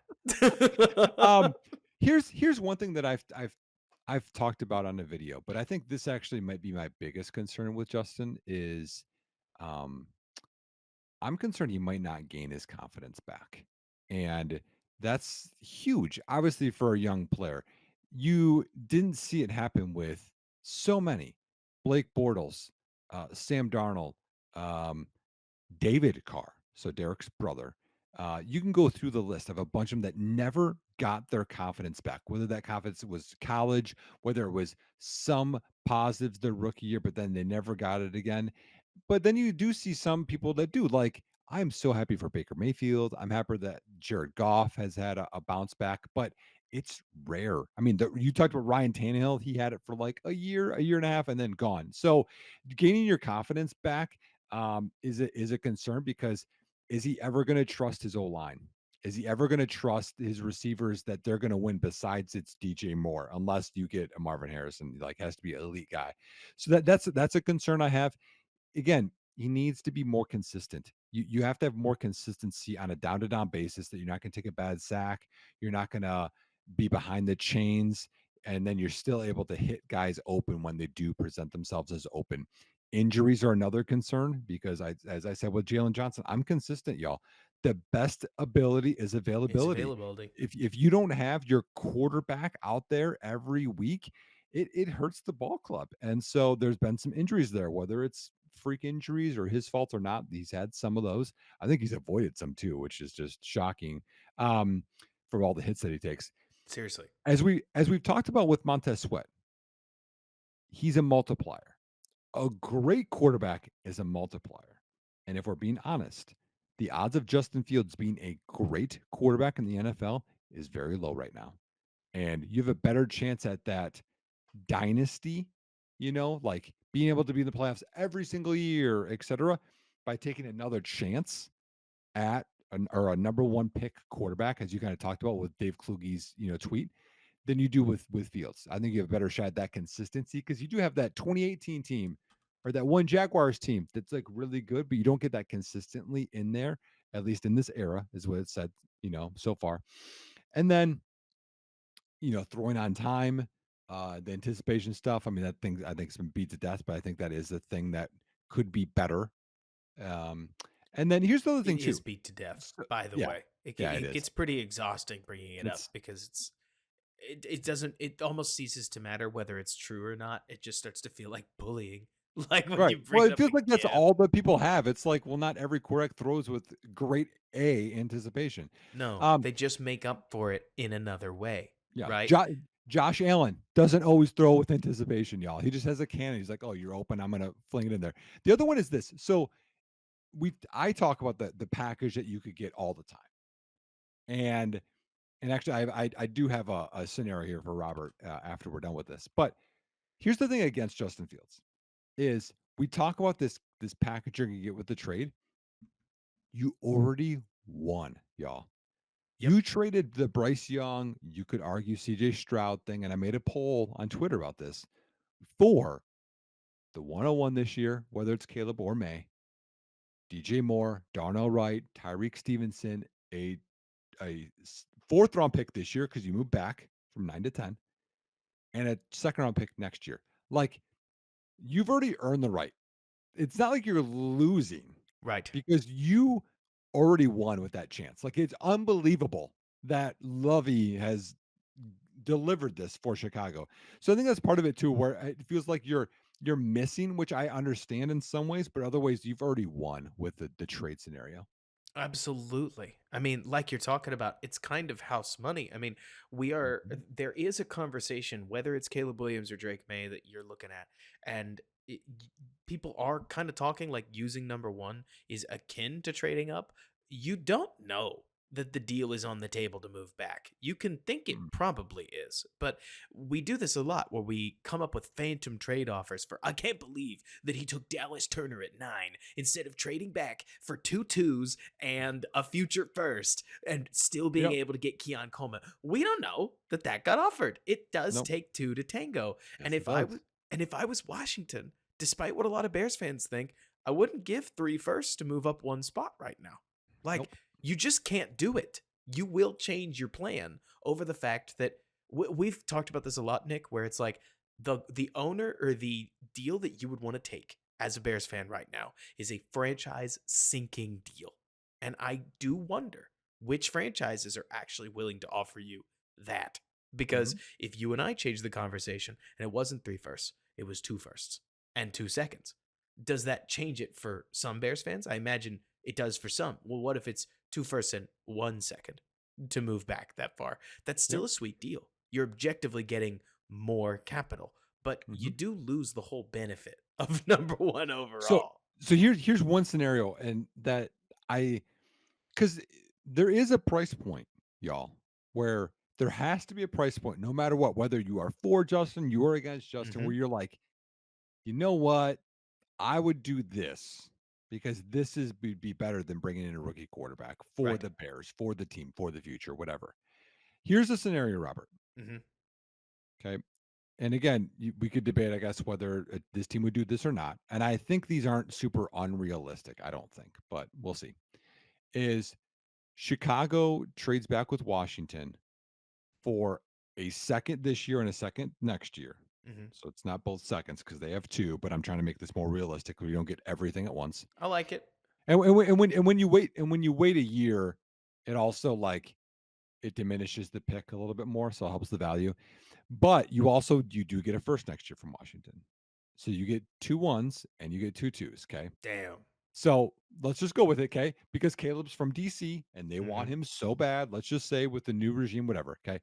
Then you move down again and you could pick whatever team you guys want. You could pick the Giants, Oh man, so Atlanta, you've just got a disgusting amount of draft Denver, capital. whatever, right? And you move down and then you get your 3 1s and 2 twos, whatever.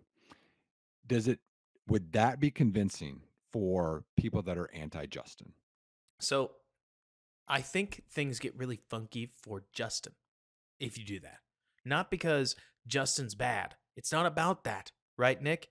It's more like, okay, so if I'm going to get that much draft capital, the question becomes, do I trust Justin Fields enough to steward it, right? We've talked a little bit about, we've mentioned a couple times that the Packers developed Jordan Love, right? Mhm. Well, I'll ask you this, Nick. Why don't other teams attempt to do this? Their owners aren't patient enough. Is that it, though? I think so. See, I think it's because teams do try.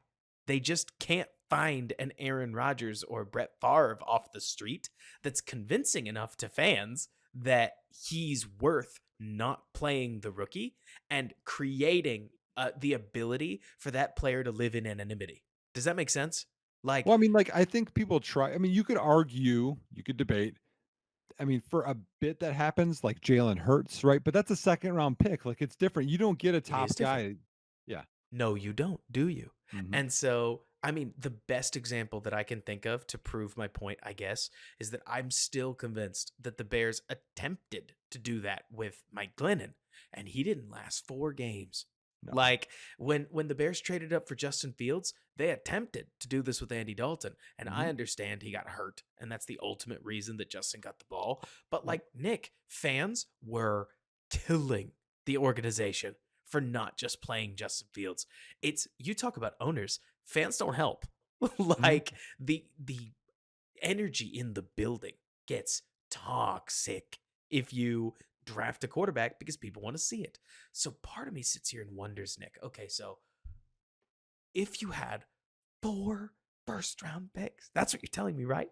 Like Yeah. I have 4 first round picks or three Hmm. first round picks next year, like 3 first round picks this year, extra seconds, etc. Part of me suddenly starts to look at the same class that we're staring at, and I'm like, okay, well, Nick, you tell me, would you rather have Jaden Daniels? Would you rather have JJ McCarthy? Would you rather have Michael Penix? I do want an answer, if you don't mind.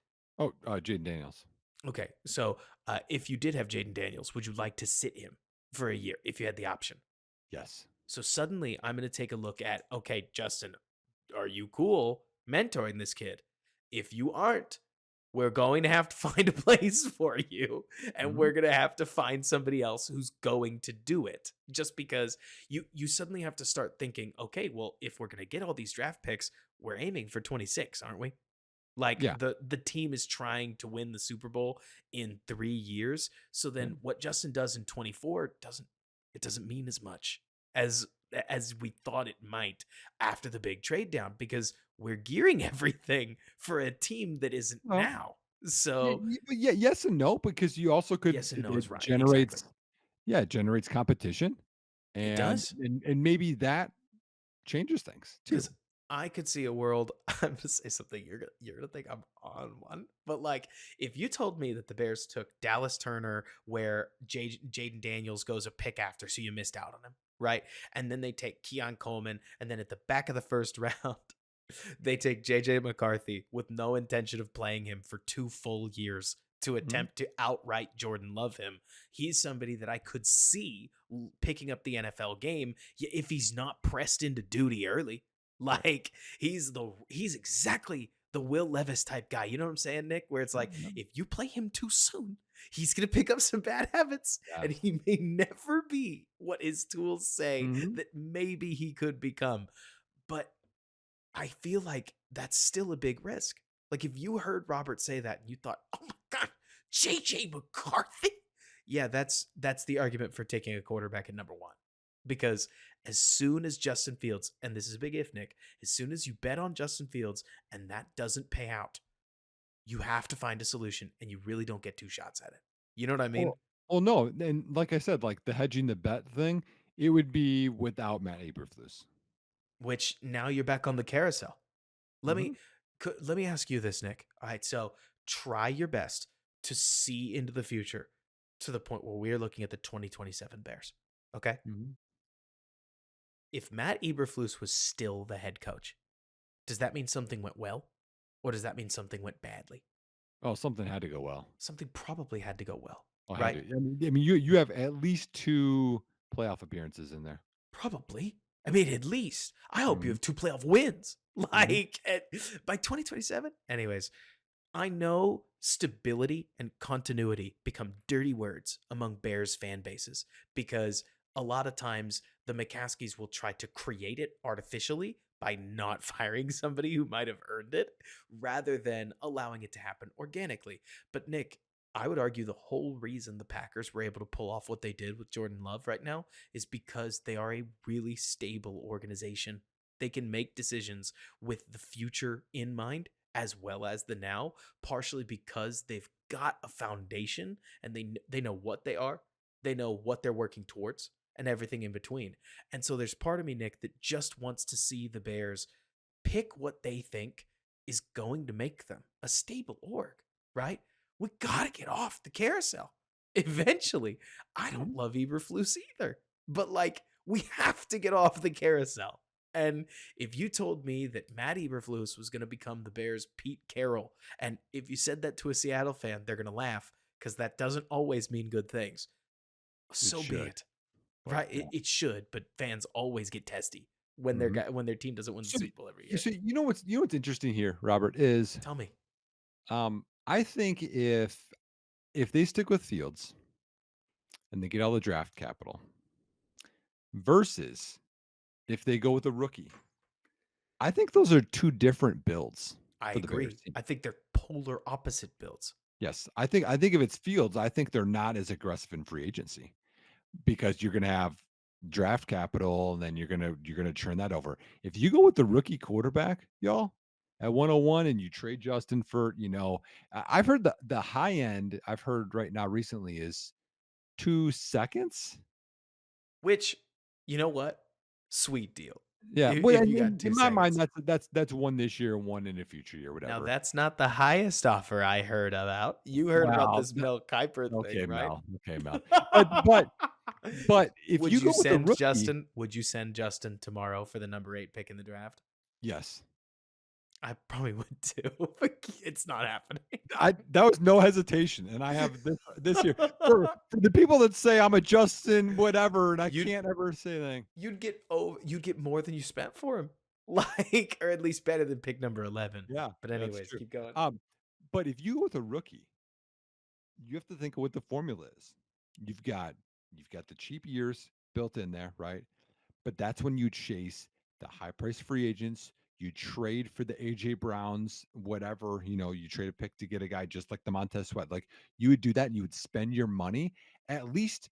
And there's two different parts of the money here, y'all. There's the cap space money, but then there's also the cash flow part Mhm, because you can maneuver things.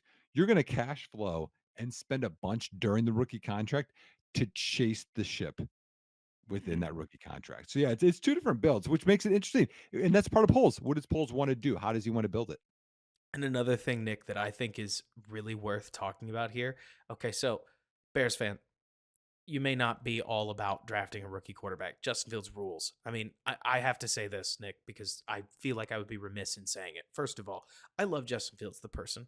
Any talk Mhm. about moving on from Justin Fields has nothing to do with Justin Fields, the person. If I had the opportunity to somehow reach back into time and draft Justin Fields and put him in this class, I do think, Nick, as nutty as I know this sounds, because I have watched who Justin Fields has been for 3 years, Justin is without a doubt like ahead of Jaden Daniels, and I think he pushes May really hard. Like Mhm. Justin's college tape slaps all the same, and I Oh yeah. still would wonder what could he be if you Mhm. put really good pieces around him. But the part that scares me the most, Nick, is when I look at all of the pieces that the Bears have right now, and especially if they spend a little in free agency, like you're talking about. This is the the best the best quarterback developing scenario I've ever seen the Bears put together. Yes. Like, Well, you could debate. I can't think of one that's better than maybe Kansas City getting Mahomes because right, you have Kelsey there, you have Andy Reid there, etc. I can't think of a better one maybe ever. You could debate Kyle Shanahan where it doesn't always work out. You got all the weapons around there already for Trey Lance. right. Um, but it could be one of the best ones in a while. It sure feels that way, doesn't it? Like, I mean, the Bears are going to have, we hope, a passable offensive line. Hopefully, it's better than passable. But even with what they have right now, Nick, there are a lot of offensive lines around the country that don't have Tevin Jenkins and Darnell Wright at all, let No, alone Tevin Jenkins, Darnell Wright, a solid left tackle, and a right guard that, God, we hope he rebounds a little bit, he should be right? better. Yes, he He should be should better. be better. He should. We hope he's going to be okay next year. Mhm. With maybe we reach for better than okay, and we just hope he doesn't have to be replaced. Right? I could list out all the things. Bears fans, you've heard it before. But the part that makes me the most excited, Nick, and I cannot believe I'm speaking like this. Now I feel like I'm in a coaching room, right? Is if you do sign a couple defensive studs, you get like a Geno Stone. Maybe you know what? Let's go with the Nick Whalen way. Let's get Bryce Huff, let's get Antoine Winfield, and give me one more defensive free agent that you mentioned. Christian Wilkins. Christian Wilkins. Screw it. Right now, we've just got a badass D line. We've got a sweet safety. We've got a corner playing on the tag. Caleb is going to have games where he turns the ball over 3 times in the first 3 quarters and it's still within a score. Yep. That doesn't happen without a decent defense or Yep. better than a decent defense. You know what I'm saying, Nick? Like, there's this aspect of developing a quarterback that I personally think you don't want your quarterback to believe that the game is over the first time he makes a mistake. The Mhm. Josh Allen plays with reckless abandon. Like, not only does he put his body on the line to pick up 3 yards, like 3 extra yards when he's already 4 yards short of the sticks on a third down run. It doesn't really make any sense. You do you, Josh. But like the Josh I Allen, I yeah, love watching him play. Do you love watching him he's so play? much fun. He's He's my so much fun. he's like because I don't like the, "Okay, let's be careful, check down, whatever." Like, I want the guys like, "Ah." Him 'Cause and Pat, like, his college tape was amazing. I was a oh yeah. huge like, literally, y'all, you wanna receipt me, go look up my Twitter, right? Search Josh Allen. I was one of his biggest supporters in college because 'cause I'm like, he's doing things no one else can do. If he can, like, increase the completion percentage by checking down and whatever, he'll get there. But I get what you're saying, like, you want your quarterback to play that way. Play Mhm. freely. Be who they are. Don't believe that the moment you make a mistake is the moment your team loses. Josh Mhm, Allen plays like he believes if he throws a pick, his defense is going to figure it out. And if they don't, he'll make another play anyways. Right. And I look at DJ Moore, who, look, we talked about this with Justin. Man, that Washington game was one of the most like field tilting performances I've ever seen from a receiver. Like, mhm. 230 yards and almost all of it on broken tackles. Like, Oh, it should have been 4 touchdowns, it y'all. should have been, Remember the out of bounds? right? Whatever. And I know that that ever word is a lot. We've seen field tilting performances from Tyreek Hill, but the throws that DJ was doing that on and the consistency with which he was breaking dudes' ankles, man, that was awesome. Mhm. You give a couple of those to Drake May or Caleb Williams, you have to believe those guys are going to take a breath. Right. And then hopefully by week 10, they're hitting second read digs over the middle. They're threading RPOs against the blitz. Like, Yep. they're doing a couple more things that put the ball in their playmakers' hands and let their playmakers rip off big plays. And I hope, Nick, I'm going to say something that you've said, but now we're going to put it about the Bears. I hope we're laughing that the league is overrating our guy. I hope we're giggling about the fact that the rookie's actually not doing all that much. Like, the scheme is good, that he's got great blocking, Yeah. and the receiver that they added are like the receiver they added is open all the time. And so he and DJ Moore are making plays. It's barely work. Like, I hope we're talking about how it's actually pretty easy for him in Yeah, Chicago right now. he's a system guy. Cool, whatever. You Great. know, so you know what's interesting? So actually, one really quick thing is I looked up. I was curious. I looked up Nate Davis's PFF like history. Man, he's got a rebound. He finished 60th, y'all, among all guards this year. His 3 previous years were 17th, 25th, and 16th. Like He he's has to rebound. got a rebound. Has Got a to. rebound. And that's massive. But you know, the one thing that got me excited thinking about this and is because you should spend the money when you do have the rookie quarterback is I know we're all very focused on getting that receiver at number 9 and hoping one gets there or getting another one. They could, Robert, go and talk to Cincinnati, talk to the Colts, talk to some of these teams and be like, "Hey, Michael Pittman, I know you got a young quarterback, but hey, we'll send you the second we get from Justin, and we'll take Michael Pittman for you when they franchise him, whatever, and then sign him or T. Higgins, and then you're matching that up, and you have 2 guys that don't have to develop. They're already very, very good Mhm. receivers, and you talk about setting up your quarterback, your rookie quarterback, in the best situation possible. That's how you do it. It's exactly why I keep looking at Chris Jones, man. It's the same idea, but it's applying it on the defense, where it's like, Mhm. even if Chris Jones gives me fifth best DT in football in 2024 and decays from there, I would almost argue that 2024 season is where I desperately need him to be a dominator. You know what I'm talking about, Nick? Where it's like that first rookie year. Like, give the rookie something that he can grab onto. I want Caleb to walk into a room. I say it's Caleb, but it could be Drake. I want whoever the quarterback is to walk into a room and not feel like the best player. Like, obviously, I want him to be a confident Yeah. kid. You know what I'm saying? But Well, like it's less pressure for him. Bryce Young, what do you think? What do you think Bryce Young really thought about the fact that his guy was Adam Thielen? Like his Well, we had that debate with Panthers fans all off season. Apparently, they were like mad at Bears Twitter, and we're like, okay, you picked the fight. You guys have a terrible crew. But well, part of it is because we saw it, Robert. It was a reflection of what we've it always was, seen. except Our weapons suck. We have to talk ourselves into Velus Jones, talk ourselves into whomever else, would you and have it's rather had wide or Darnell Mooney? Like, I know you're frustrated with him. Would you rather had Darnell Mooney or Adam Thielen as your wide receiver one for a season? uh go not knowing what Thielen did this year. Darnell Mooney. I even, frankly, even with what Thielen did this year, like especially going forward, I would pick Mooney. I don't know if it's all that close. I know that we don't like him right now, right? But Right. I'm trying to say, Nick, you could argue that 2022 the Bears had better weapons in some case, especially with how hurt DJ Chark was this last year. Well, But that's it. Well, I mean, and then they invested a second into Mingo, which you could say is the Velus Jones of it. I mean, it's close. I mean, Cole Kmet helps a little bit, but it was just like, but that's the whole part of this thing. It's like the teams that don't do it well, they don't give the quarterback a chance. And I've preached this endlessly. I know we got to end this at some point, but like eventually, my my only wish, if it's Justin, if it's Caleb, whatever, is not to do the Chris Jones thing. It's to surround the quarterback with as much, get the best center that you can. You yes, get a great wide receiver 2. You upgrade wide receiver 3 even, and then yes, Scott's your 4. Bayless can be your 5. You get a better backup tight end to Cole Kmet.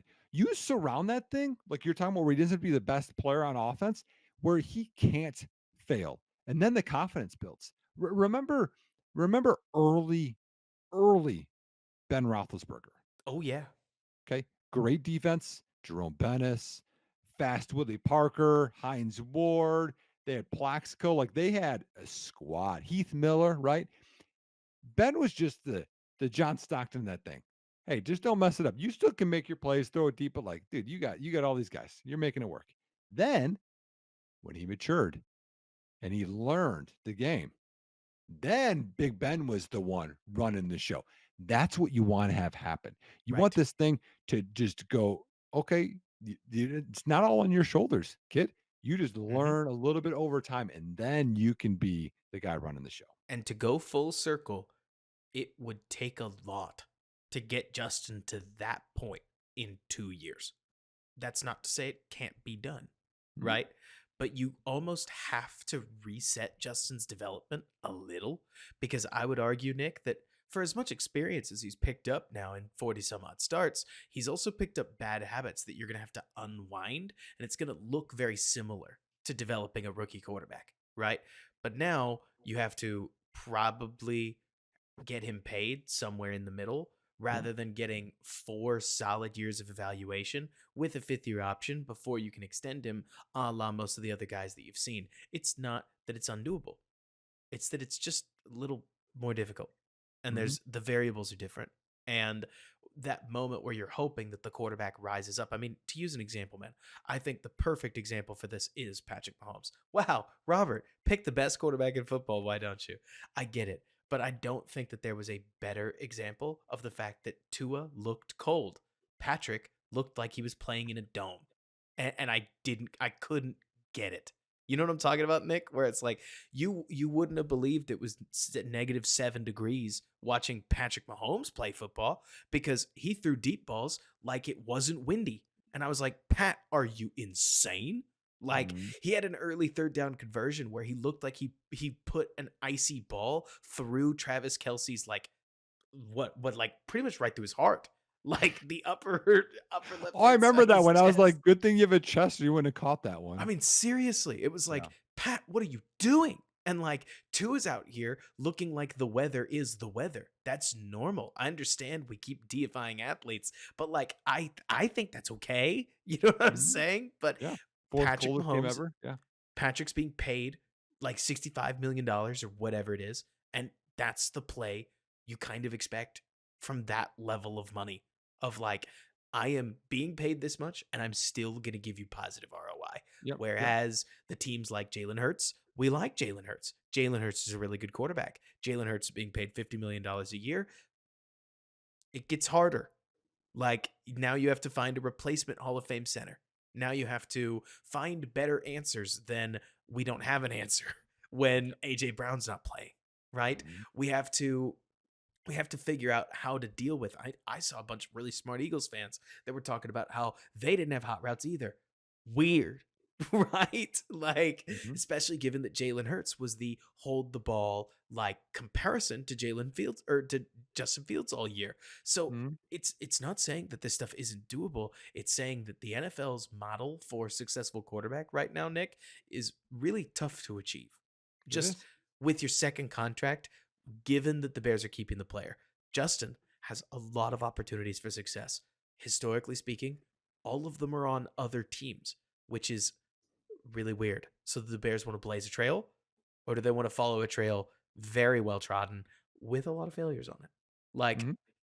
Like I don't like know. if like if Caleb Williams becomes Kyler Murray, would you still do that trade? And not stick with Fields and get all the picks? Am I the devil for saying I think I would? Because No. Kyler had 2 seasons in. So to wrap up on what Kyler was, at least in my opinion, Mm, Kyler had 2 years that were verifiably okay. He went eight and I think he went 8-8 in his first season. His third season, he played at a near MVP level. And then his fourth season, he sustained that level until he tore his ACL. So with Kyler, you got 2 good seasons, two decent seasons, right?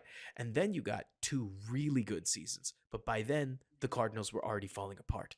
Because the other thing, Nick, that you didn't talk about, but I think is really important, is that most of these number one picks that we talk about, the team was bad enough to get the number one pick in the first place. So mhm, a lot of them rush the team build.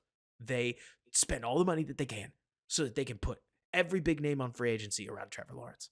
And then it turns out second round pick Cam Robinson probably shouldn't have gotten extended in the first place. But oh, that's bad. you Yeah. rushed it Yep. because you weren't going to be without a tackle now that Mhm. you had Trevor Lawrence, right? You trade for Calvin. Or do you want to throw in here? No, I was trying to talk about Kyler Murray. So, like, what's interesting, never a 4,000-yard season. Nope. He's had 1 season above a 95 quarterback rating. Right. Um, and again, he's a dual threat too, y'all. Like, I'm not, like, ignoring that part of it. Like, I like Kyler Murray. I think he's super talented. And his arm. Like, he's got so much arm talent, y'all, that I Mm-hmm. think, like, is a little bit untapped. Like, people don't know the That touch thing's and where he can live. put balls into. And then, obviously, his running ability, he's super talented kid. One Like, of the I'm not trying to diss on him, but he's not the generational no, guy. He's not. He's very good, but it's that you have to weigh that. Like, that's in the range of outcomes here. It's not all gonna be Pat Mahomes. no. You That you could. tag, that tag, by the way, is I think Caleb's biggest hurdle in Chicago is that he will be if Caleb is the choice. Caleb Williams is far and away the best prospect that the Bears have ever drafted, and so Bears fans are going to expect 5,000 yards. Like, Yep. especially given that it would imply that the Bears are going to move away from Justin Fields. You know what I'm saying, Nick? Like, Mhm. Bears Mhm. fans are going to sit there and they're going to be like, "What? He looks like a human," and Yep. then it's I hope he comes in and plays like Stroud, who doesn't, right? I'm not expecting him to go because the other thing that I see people say all the time is they're like, well, what if he comes in and wins 5 games? I'm like, that would be a disaster. Like Yep. the NFC is too bad right now for me to think that he's gonna win 5 games in only five, right, Nick? Mhm. Like Mhm. the trouble just becomes okay, well, where is he going to fall on this top 10 spectrum? And then you bring up a name like Kyler Murray. I think another great one to bring up is Baker Mayfield. Ironically, both are Lincoln Riley guys. So Yep. this is an intriguing way to look at it. Baker looks like he's kind of caught fire in Tampa Bay I'm right now. pumped. He's fun to He watch. is fun to watch. I think Baker's underrated talent, y'all. I mean, don't we do this all the time, Nick? Where we decide somebody's bad. We did this with golf. We decide somebody is bad, Mhm. and then they refine their game, and then they come back, and it turns out they're definitely not Well, bad. Well, what I think it is I think we have unrealistic expectations. Like I think like every top pick, they have to be generational. I bet you could Google Baker Mayfield generational. All these articles about how he is. Jared Goff, same thing. Like, let's just have some realistic expectations. If the quarterback is between quarterback 8 and quarterback 12, he's pretty darn good. And that's The okay. the draft cycle, the 24 or the 365 draft cycle definitely creates some goofy stuff where like my favorite is still coverage genius. I remember hearing that about Bryce Young and I was like, "What does that mean?" Like it did, you don't remember this? No, I don't remember Oh this. man, it was the talk of the combine. Everybody was like, "Bryce Young, man, in interviews, he's just a coverage genius." And I was like, "So are you trying to sell me that Bryce Young's not going to make rookie mistakes? Because he is. Like, Right, right. nobody hits the NFL and plays like they have 6 years of NFL experience. That's what 6 years in the NFL teaches you, Hmm. right? And Hmm. so I can't help but look at this whole thing, man, and I'm like, it's one way or another, it's going to be a wild ride. And I'm with you that if the Bears do land a quarterback, and like let's say they draft Drake May, and Drake May is the seventh best quarterback in the NFL, slam dunk triple. Maybe it's not a home run, but that thing is an awesome pick. Yep. You know what I mean? Yep. Well, the one thing that I hope for, okay, is I feel like Chicago media has supported Justin Fields quite a bit. It's been more positive than negative. But Chicago media fans are just so negative with quarterbacking. Jay Yes. Cutler, negative. Mitch, negative. Cade McNown, negative. Kyle Orton, negative. Like it's all look at Mike Glennon's long neck. Look at Andy Dalton's like it, everything is just so negative. Like what if we just supported the guy. Hey, you know what? There's going to be growing pains. Hey, you'll get it next time. Whether it's Justin, whether it's a rookie, whatever. Like, and we just put like so much support their way because we want them to be successful instead of trashing them. Like that would be. I know I'm talking a utopian world here, No, I know. Robert, but like that's what you need to do, y'all. Like we want this quarterback to be great. We need to keep supporting them no matter what. To exactly your point, Nick. The Bears' schedule next year, uh, it could work out in a lot of very bad ways. They don't have that many great teams on the schedule, right? But if they draw the Packers early, and they will, I hate it, but you know they're going to, right? Yep. And they also draw the Rams early, who are going to be that much spicier next year. And then they also draw the 49ers early, we're going to spend those 3 weeks focusing on Justin Fields going 2-1 on whatever his new team would be, and immediately decrying that the Bears made an objectively bad pick. I hope that it is much easier than that. That the Bears catch a break. That they play the Patriots relatively soon. They won't. Chances are the NFL is going to put that in the back half of the season so the rookies have some kind of establishment, right? But maybe you play the new head coach Seahawks and they're just all right. You know, maybe you play the now. Oh man, you know they're gonna be desperate to put Trevor Lawrence up against the Bears. Like there's so many Oh yeah. schedules or so many of these guys that I'm seeing as I'm looking at it because the opponents at home they play Green Bay, Los Angeles, Tennessee, New England, Carolina again. The Seattle Seahawks they play Jacksonville, and then Detroit and the Lions. And then they obviously play the division, but now add the Cardinals, add the Colts, add the Niners, add Washington, and add the Texans to that for their away slate. It's not, at least looking forward, Nick, it's not that easy a schedule, but it's not that hard either, right? Mm-mm. There's a bunch of those teams that, depending on how they manage their resources, you'd hope that the Bears would be better than the Jaguars, right? Yeah. And Yep. and then it would just have to be Trevor Lawrence styling on a rookie. Totally doable. Totally might happen, right? But you just don't know. So Hmm. So hope, yeah. no, go ahead. So I have one new thing too we haven't Give me discussed, with it. and then we gotta get out of here, man. We're probably in like hour 3. We're near it. All right. So here's the other thing. We haven't even broached this topic yet. I'm not. You probably know about it because you're Robert Schmitz, but maybe you don't. So, y'all, I'm gonna right now. I'm making a prediction, and I'm not a big predictions guy, but I'm making one. Next year, Chicago Bears. they're going to be on Hard Knocks because there are very few teams that are left. Because again, the criteria is you can't have a first year head coach, you can't make the playoffs in the previous 2 years, and you can't be on Hard Knocks in the previous 10 years. And that leaves only a few teams. That leaves the Bears, the Broncos, and the Saints. And the Broncos, they don't want to see that mess, man. We don't know who their quarterback is next year and what's happening with Sean Payton. The Saints just got rid of their OC. Do they want to go and see Carr and that team? The Bears, whether it's Justin Fields and a retooled all these picks and whatever, or it's a rookie quarterback, which it's probably leaning that way, they're going to be the bet. So I'm gonna that I think it's exciting. I want Hard Knocks for the Bears. Do you? I I think Hard Knocks always freaks me out because the coach that I never was screams in my brain, "It's a distraction. You don't want that kind of stuff in your building," and then like pounds the table a couple times. You know what I mean? But Yep. you think I'm not gonna slurp that content up? You think I'm not gonna like make Do you time? watch Hard Knocks now? No, but I would watch every. I It's need awesome. to. I know it's awesome. I just this is gonna sound so hokey, man. I just take an extra hour of film in the hour that I would otherwise watch Hard Yeah, Knocks yeah, because I just don't get enough time to do honestly a lot of this football analysis. I yeah, want to do more, right? yeah, But yeah. gosh, what story could be more interesting? I know Bears fans, we drum up the Bears even when the Bears are awful and nobody cares. This is the talk of the town.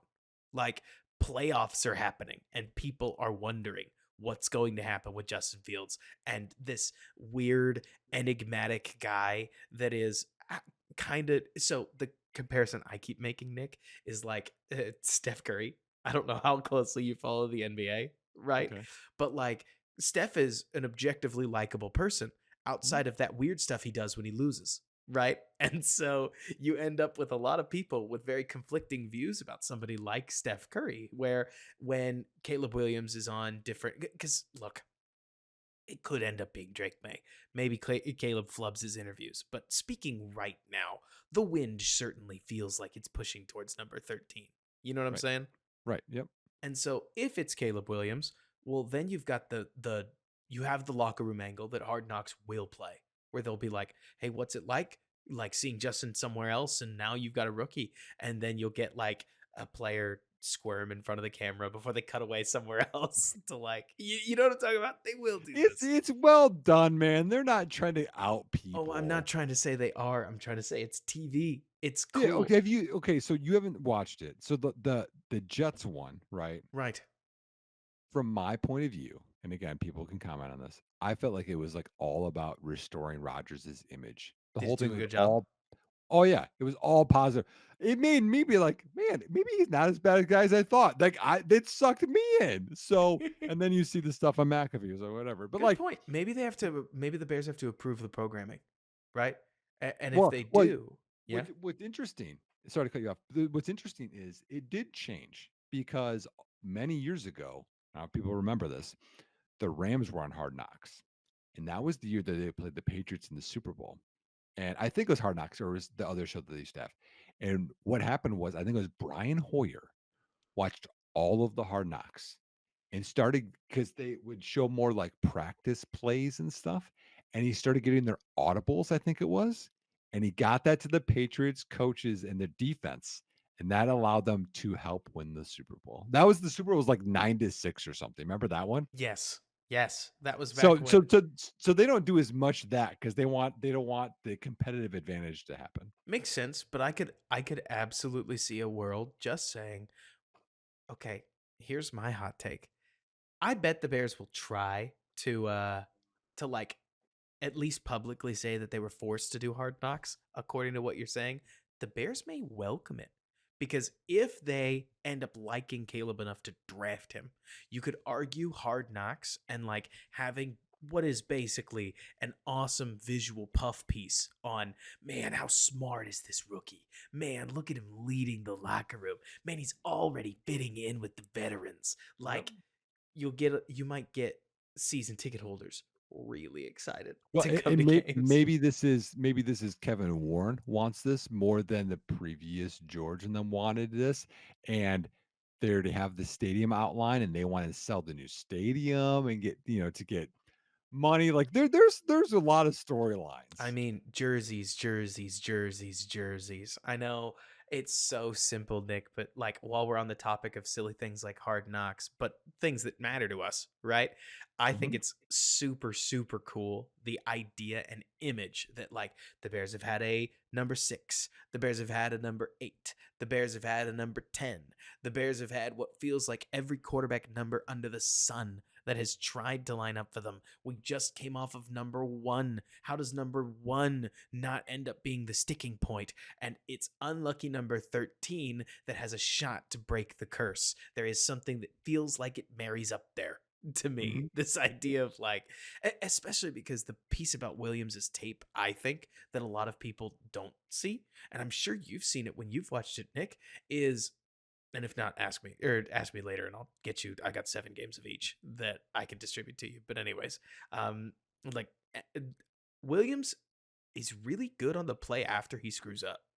Like it's so simple, right? Because Oh yeah. they talk about it in draft day, but his poise is pretty remarkable for a guy that has these cataclysmic F minus triple red flag Oh, he level does. turnovers. He Like does. he will make some idiotic decisions now and again where he puts the Superman cape on and it chokes him as it like flies into the jet engine, right? But Mhm. the play after that, it really feels like he shakes it off, which Well, even if it's a sack, yeah. even if it's a sack. And it's Mhm. more to say, at least to me, that you gotta wonder if this kid has a head well screwed on enough to basically handle all the pressure that comes with wearing the uniform that hasn't produced a 4,000-yard passer. Like, I think, are we it? I think we're it, aren't we?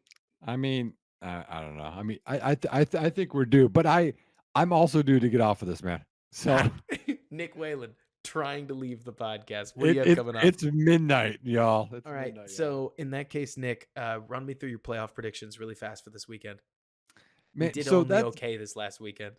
yeah, if we're being honest, man, I was terrible, right? Like I wanted well, I predicted the Rams to go far and this did not work. So, all right, Texans Ravens. hmm Fun, exciting. Sorry. Baltimore's going to just like crush them. Coming off of the game Stroud just had, you know my soul wants to pick the Texans out right here, but God, the pixie dust cannot. It can't keep Well, going. but Baltimore has made Detroit, Dallas, San Francisco, like so many teams look silly this year. hmm That defense is for real. They're for real. I'm with you. Like, Yeah. if I'm a betting person, I might consider the Texans to cover, but that's me betting a lot on I mean, Stroud. it's a spread of 9. So the next one is Green Bay at the 49ers, which, you know, people will bring this up all the time. The 49ers always beat the Packers in the playoffs. Like it doesn't matter, man. Like, because honestly, hmm it's like that was with Aaron Rodgers or that was with whatever else. Um, the line is 9 or 10, wherever you want to go.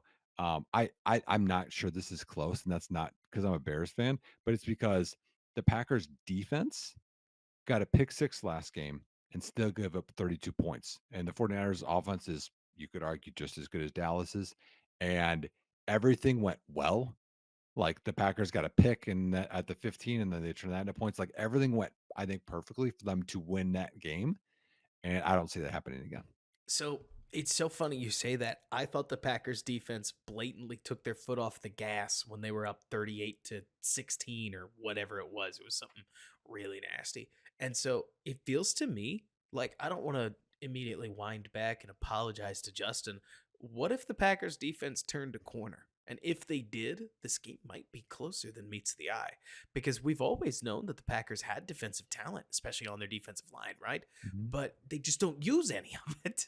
Like none of it comes to Well, fruition. Jair Alexander is rebounded. He looks better now than he was. He looks Mhm. better, and so there's this part of me that looks at Quay Walker, right, and says, okay, how well is he going to cover George Kittle? Well, better than a lot of linebackers, even if not all that well, right?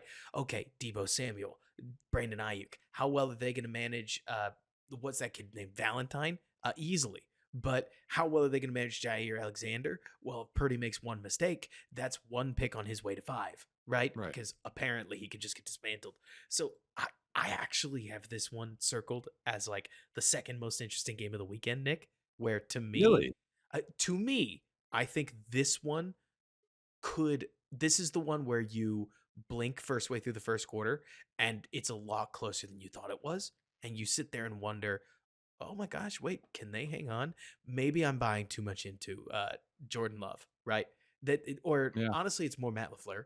But the other part of this, Nick, that we haven't mentioned is Matt LaFleur wants to beat Kyle Shanahan. Oh, yeah, he does. Like, It's his buddy. Well, but to me, like, this isn't your year because it shouldn't I be. I mean, we haven't even mentioned Christian McCaffrey, Nick Bosa, like, the 49ers, they They should be look so good. the healthiest that they've been in a while. They just had a week off, right? And you wanna go into the whole rest thing, right? We know They've I've got talked about rest. rest. But on top of that, Green Bay played on Sunday, and now they play on Saturday. They have less time to get their guys Yeah, healthy, that and they've doesn't been help. banged up a little bit too. So, like, there's a lot of things there where I'm not sure that it's gonna be they're gonna cover. I'll go the other way because last week we Sure, agreed on everything, and sure, then we both took a bunch of L's. sure. So I, Alright, so I'll let you go first on the next one then. You got Detroit is hosting Tampa. I want so badly. I think the Baker Bucks rule. They've become one of my favorite teams, but I thought Detroit showed a lot of poise. I thought Jared Goff got his opportunity to crack and he Mhm. didn't. I mean, the throw he made to Amon-Ra St. Brown was a big dog throw. And Yep. like a couple other throws throughout that game. Not to mention, Detroit's defense is bringing a lot to the table. How are they going to handle Mike Evans and Chris Godwin? Yeah, good luck. Like Dave Canellis is a really good coordinator, but also I think that their off or Detroit's offense is going to have answers to what Bowles is doing up front that the Eagles for some reason couldn't solve. And I mean, that's one of those games that if we were Eagles guys, Nick, we'd be like, you knew they were going to blitz. How did we not have blitz answers? Yep, And yep. so I have Detroit in this one. What about you? Um, I just don't know who's gonna play defense in this game. Because Tampa's got a bad defense, Detroit has a bad defense, and the Packers Niners game has the biggest total. Man, this game should have the biggest total in my opinion. Um, and honestly, I think Tampa's defense got lucky with that. Like I saw so many things that the Eagles could have done. I'm like, man, this is just not good Right. schematically. But um, I do want to. Both of these are good stories because they're both first overall picks that have resurrected themselves with a new team, It's awesome. and it's exciting. Like, I again, who I'm going to cheer for, who I think is going to win, is going to align this one. I'm cheering for Detroit. They've had such a bad history that them going to the NFC Championship game would like just revitalize the franchise. Well, while I don't think that they are, how did I word this? I don't think that they're like going to win the Super Bowl. I don't think they're that good or well rounded yet. But I think that they're more well rounded than the Bucks are. So I got them there. And hey, if you're a Bears fan that likes Schadenfreude, you want both, in my opinion, you want both the Packers and the Lions. They've already won a playoff game. So you want them to win another one. Because then, while one of them is going to the Super Bowl, Nick, what do people do after a good playoff run? They overcommit. Like, you want Jordan Love to win a bunch of things, but not the big game. And he'll get that $55 million a year He's already getting extension. that. Like, Don't you think he's already getting that? I think he's already got 50. I think he can push for another 5 on top of that. Like, I think he's gone from matching Herbert's deal to resetting the market if he wins another game. You know what I'm talking about? Good. Pay him. Exactly. Then they'll never have a cheap quarterback ever again. And then, man, Nick, the coup de grace. Oh, by the way, one other thing. So I pulled up the games on ESPN, and they've always got a little ticketing service that gives you tickets as low as, right? You can apparently get into the Texans Ravens game for this. This is not a sponsorship, everybody. This has a point. You can get in the Texans Ravens game for $91. You can get into the Packers 49ers Oh, game I see it now. for $171. You can get into the Chiefs Bills game for $138. Do you know what the lowest possible total to get into Ford Field is? But I'm looking at it right now. I Yeah. want you to So read it to me. 492. Ford Field is loaded. Like these Lions fans are so ready to the point of what you're saying. Like they are paying for it too. Yep. Like they're speaking with their wallets that this game means it all. And honestly, what a year for Michigan. Yeah. Michigan wins the national championship game. They've overcome Ohio State 2 years in a row. The Lions have won a playoff game. They're hosting a divisional game. They they deserve some of this. But Okay, the one last game. I have one more question now. Now that Oh yeah, we've talked about this. Okay, yeah. so we picked the Lions. If We, the we, Bu we have one more game left too. I know, but if the Bucks win this game, like what do they have to do to make you a believer in the NFC Championship? Like this it would be bizarre, right? It would be one of those like how did this happen? But the playoffs so far have been just kooky enough where I sit here and I'm like, is it out of the question that they beat Detroit? Well, I guess with guys like Mike Evans and Chris Godwin, what's impossible? You know what I mean? Well, David Moore has made plays. He made plays Yeah. against the Packers. He made plays against, and and that's exactly my point, man. We're in the beginning, right? We talked about Tua and Mike McCarthy. Like anything can happen in the playoffs. We have to have like if Baker wins the game, he doesn't deserve 50 million a year for 4 years. Yep. You know, But he'll he, get he it. he'll get paid, but not He'll that kind get of paid. it. Yeah. Okay, All so right, Chiefs, Chiefs. Bills, man. Bill, I want you to go first. Okay, so I'm so excited for this game because to me this is what like this is one of those games that it's obviously just a true rekindling of the 13-second three or like the 13-second field goal from just not that long ago. Like you could argue Patrick Mahomes is single-handedly killing the Bills franchise because somehow they keep having to go through him and they haven't been able to yet. Right? Is this the "Killing Me Softly" song? Hey, I would argue it's like strangling with the pillow. It's way more Oh, aggressive. You know what way I worse. mean? Okay. All Like right. it's more to say that Patrick Mahomes continues to be the roadblock that the Bills have to get through. Like in the NFC, if Jordan Love somehow finds a way to beat, I keep distilling it to the quarterback. If the Packers find a way to beat the 49ers, they have an extremely winnable NFC championship, and they may go to the dance, which would be disgusting. But it's possible. On the other hand, if you're the Bills, man, you can't even get to the AFC Championship game before you have to face Patrick Mahomes. And the worst, to me, the scariest, worst part about this game is that you should win it. Like, if there's going to be a year to beat the Chiefs, it's now. But you're at home, and I'm convinced, Nick, because this reminds me a lot of the Bills Bengals game from just this last year, right? Where it's like you're at home, and when you're at home in a game where your crowd is so invested, they're almost too invested. I've seen those home crowds turn against you if the early goings of the game don't go your way. You know what I mean? Yeah. Like, have you been in one of these buildings? Asking honestly, where it's like it got too quiet for a home game where like Oh, yeah. you Yeah, could I know what hear you the mean. Well, murmuring. I mean, not well, I've had a bad college loss, but in terms of high school, yeah, where you're favored and all of a sudden you're down by 21 at halftime, you're like, and it's silence. You're like, that sucks. And so, man, uh, if I'm who am I cheering for? The Chiefs. Who do I think is going to win? I think the Chiefs do pull it out because I do think right now we're doing a little bit too much underestimating. It's really the defense. Like I could say a bunch of flowery things about Mahomes. It's really more like if the Chiefs offense can do just a little, the Chiefs defense is doing more than we realize. But man, this is such a beautiful toss up. These are the games that we watch the playoffs for. You know what I mean? Well, here we go, Robert. Who I'm cheering for, who I think is going to win, is completely opposite of you. Buffalo is going to Good. take down Kansas City. They The need the it. well, but also Mahomes was sitting back there with no pressure against Miami, and they still didn't put up a ton of points. I mean, they were struggling. I know there was the cold, but Josh Allen is playing, I think, at a very high level right now. Oh yeah. Joe Brady, I'm a little shocked. I've actually kind of thrown a lot of shade at Joe Brady over the years. He's got that offense clicking better than Ken Dorsey. It's at least more balanced. They're utilizing James Cook a lot more. the defense had a lot of injuries that they sustained. They've bounced back, and some of those guys are playing solidly for them. But I know it's the playoffs, and I'm going to say this. I know this is crazy, Robert. If I was the Bills defense, I wouldn't fear Patrick Mahomes. I wouldn't. He's not without they're not playing like Superman. No. He's very good.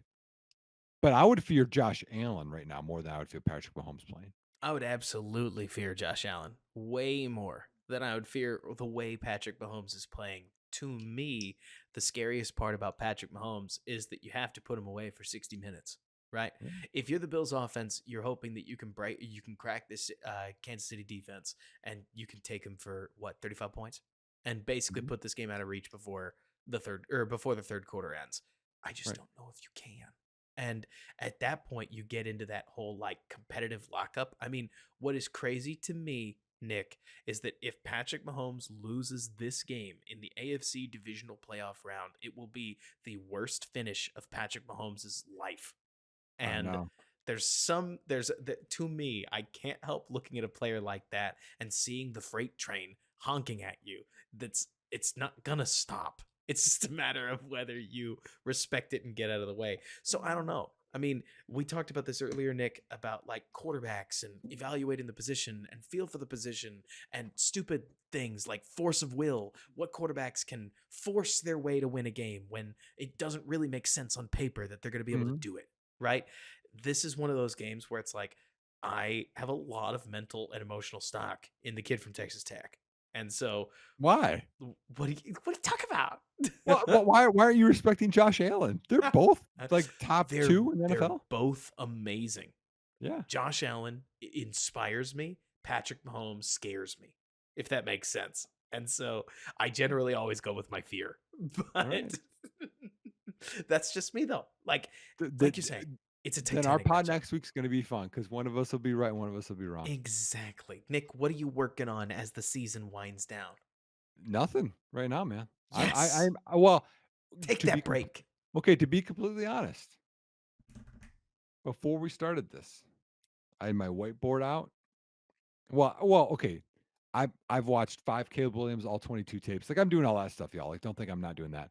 But I have my whiteboard out, Robert, and I'm going through my offense, and I'm looking at to be honest, what I was actually doing is I was looking at the concepts that I like my, think of like Smash or something, Right. right? And then I was like, "Okay, what pairs well with that on the opposite side?" I was marrying my concepts because as we know, you want your quick one and then to come back and have something that's a long one so that way the timing is together well. So Yes. so yeah, I don't even have a coaching job right now. But that is either in you or it's not in you and I'm still always turning to become better. You gotta. And so I'm gonna be taking the next couple days to just keep. I'm basically pounding down a bunch of Senior Bowl tape Okay. because I'll be in Mobile the week of the 29th. It'll be great. We'll figure out if anybody down there is shining. I'm gonna be on the skills duty, which I usually am. And so you'll get a whole bunch of receiver DB coverage from me, as much tight ends, linebackers, and safeties as I can fit in. But really, I just appreciate the look or like getting to watch a bunch of safety tape. It's a nice excuse because I Mhm. would not be surprised if the Bears are going to have one. But Nick, would you like to guess the runtime of the podcast so far? 3 hours and 2 minutes. If it helps, it's only 2 hours and 27 minutes to Oh, this wow, I point. thought it was longer. So Okay. it's a new podcast record. You got a triple album from us this time. This is what happens when we don't get 2 podcasts a week, apparently, Nick. But I guess. if you made it to this point, we appreciate you. Please leave us a review wherever you get the chance. You have no idea how much it helps. And until next time, folks, bear down and thanks so much for bearing with us.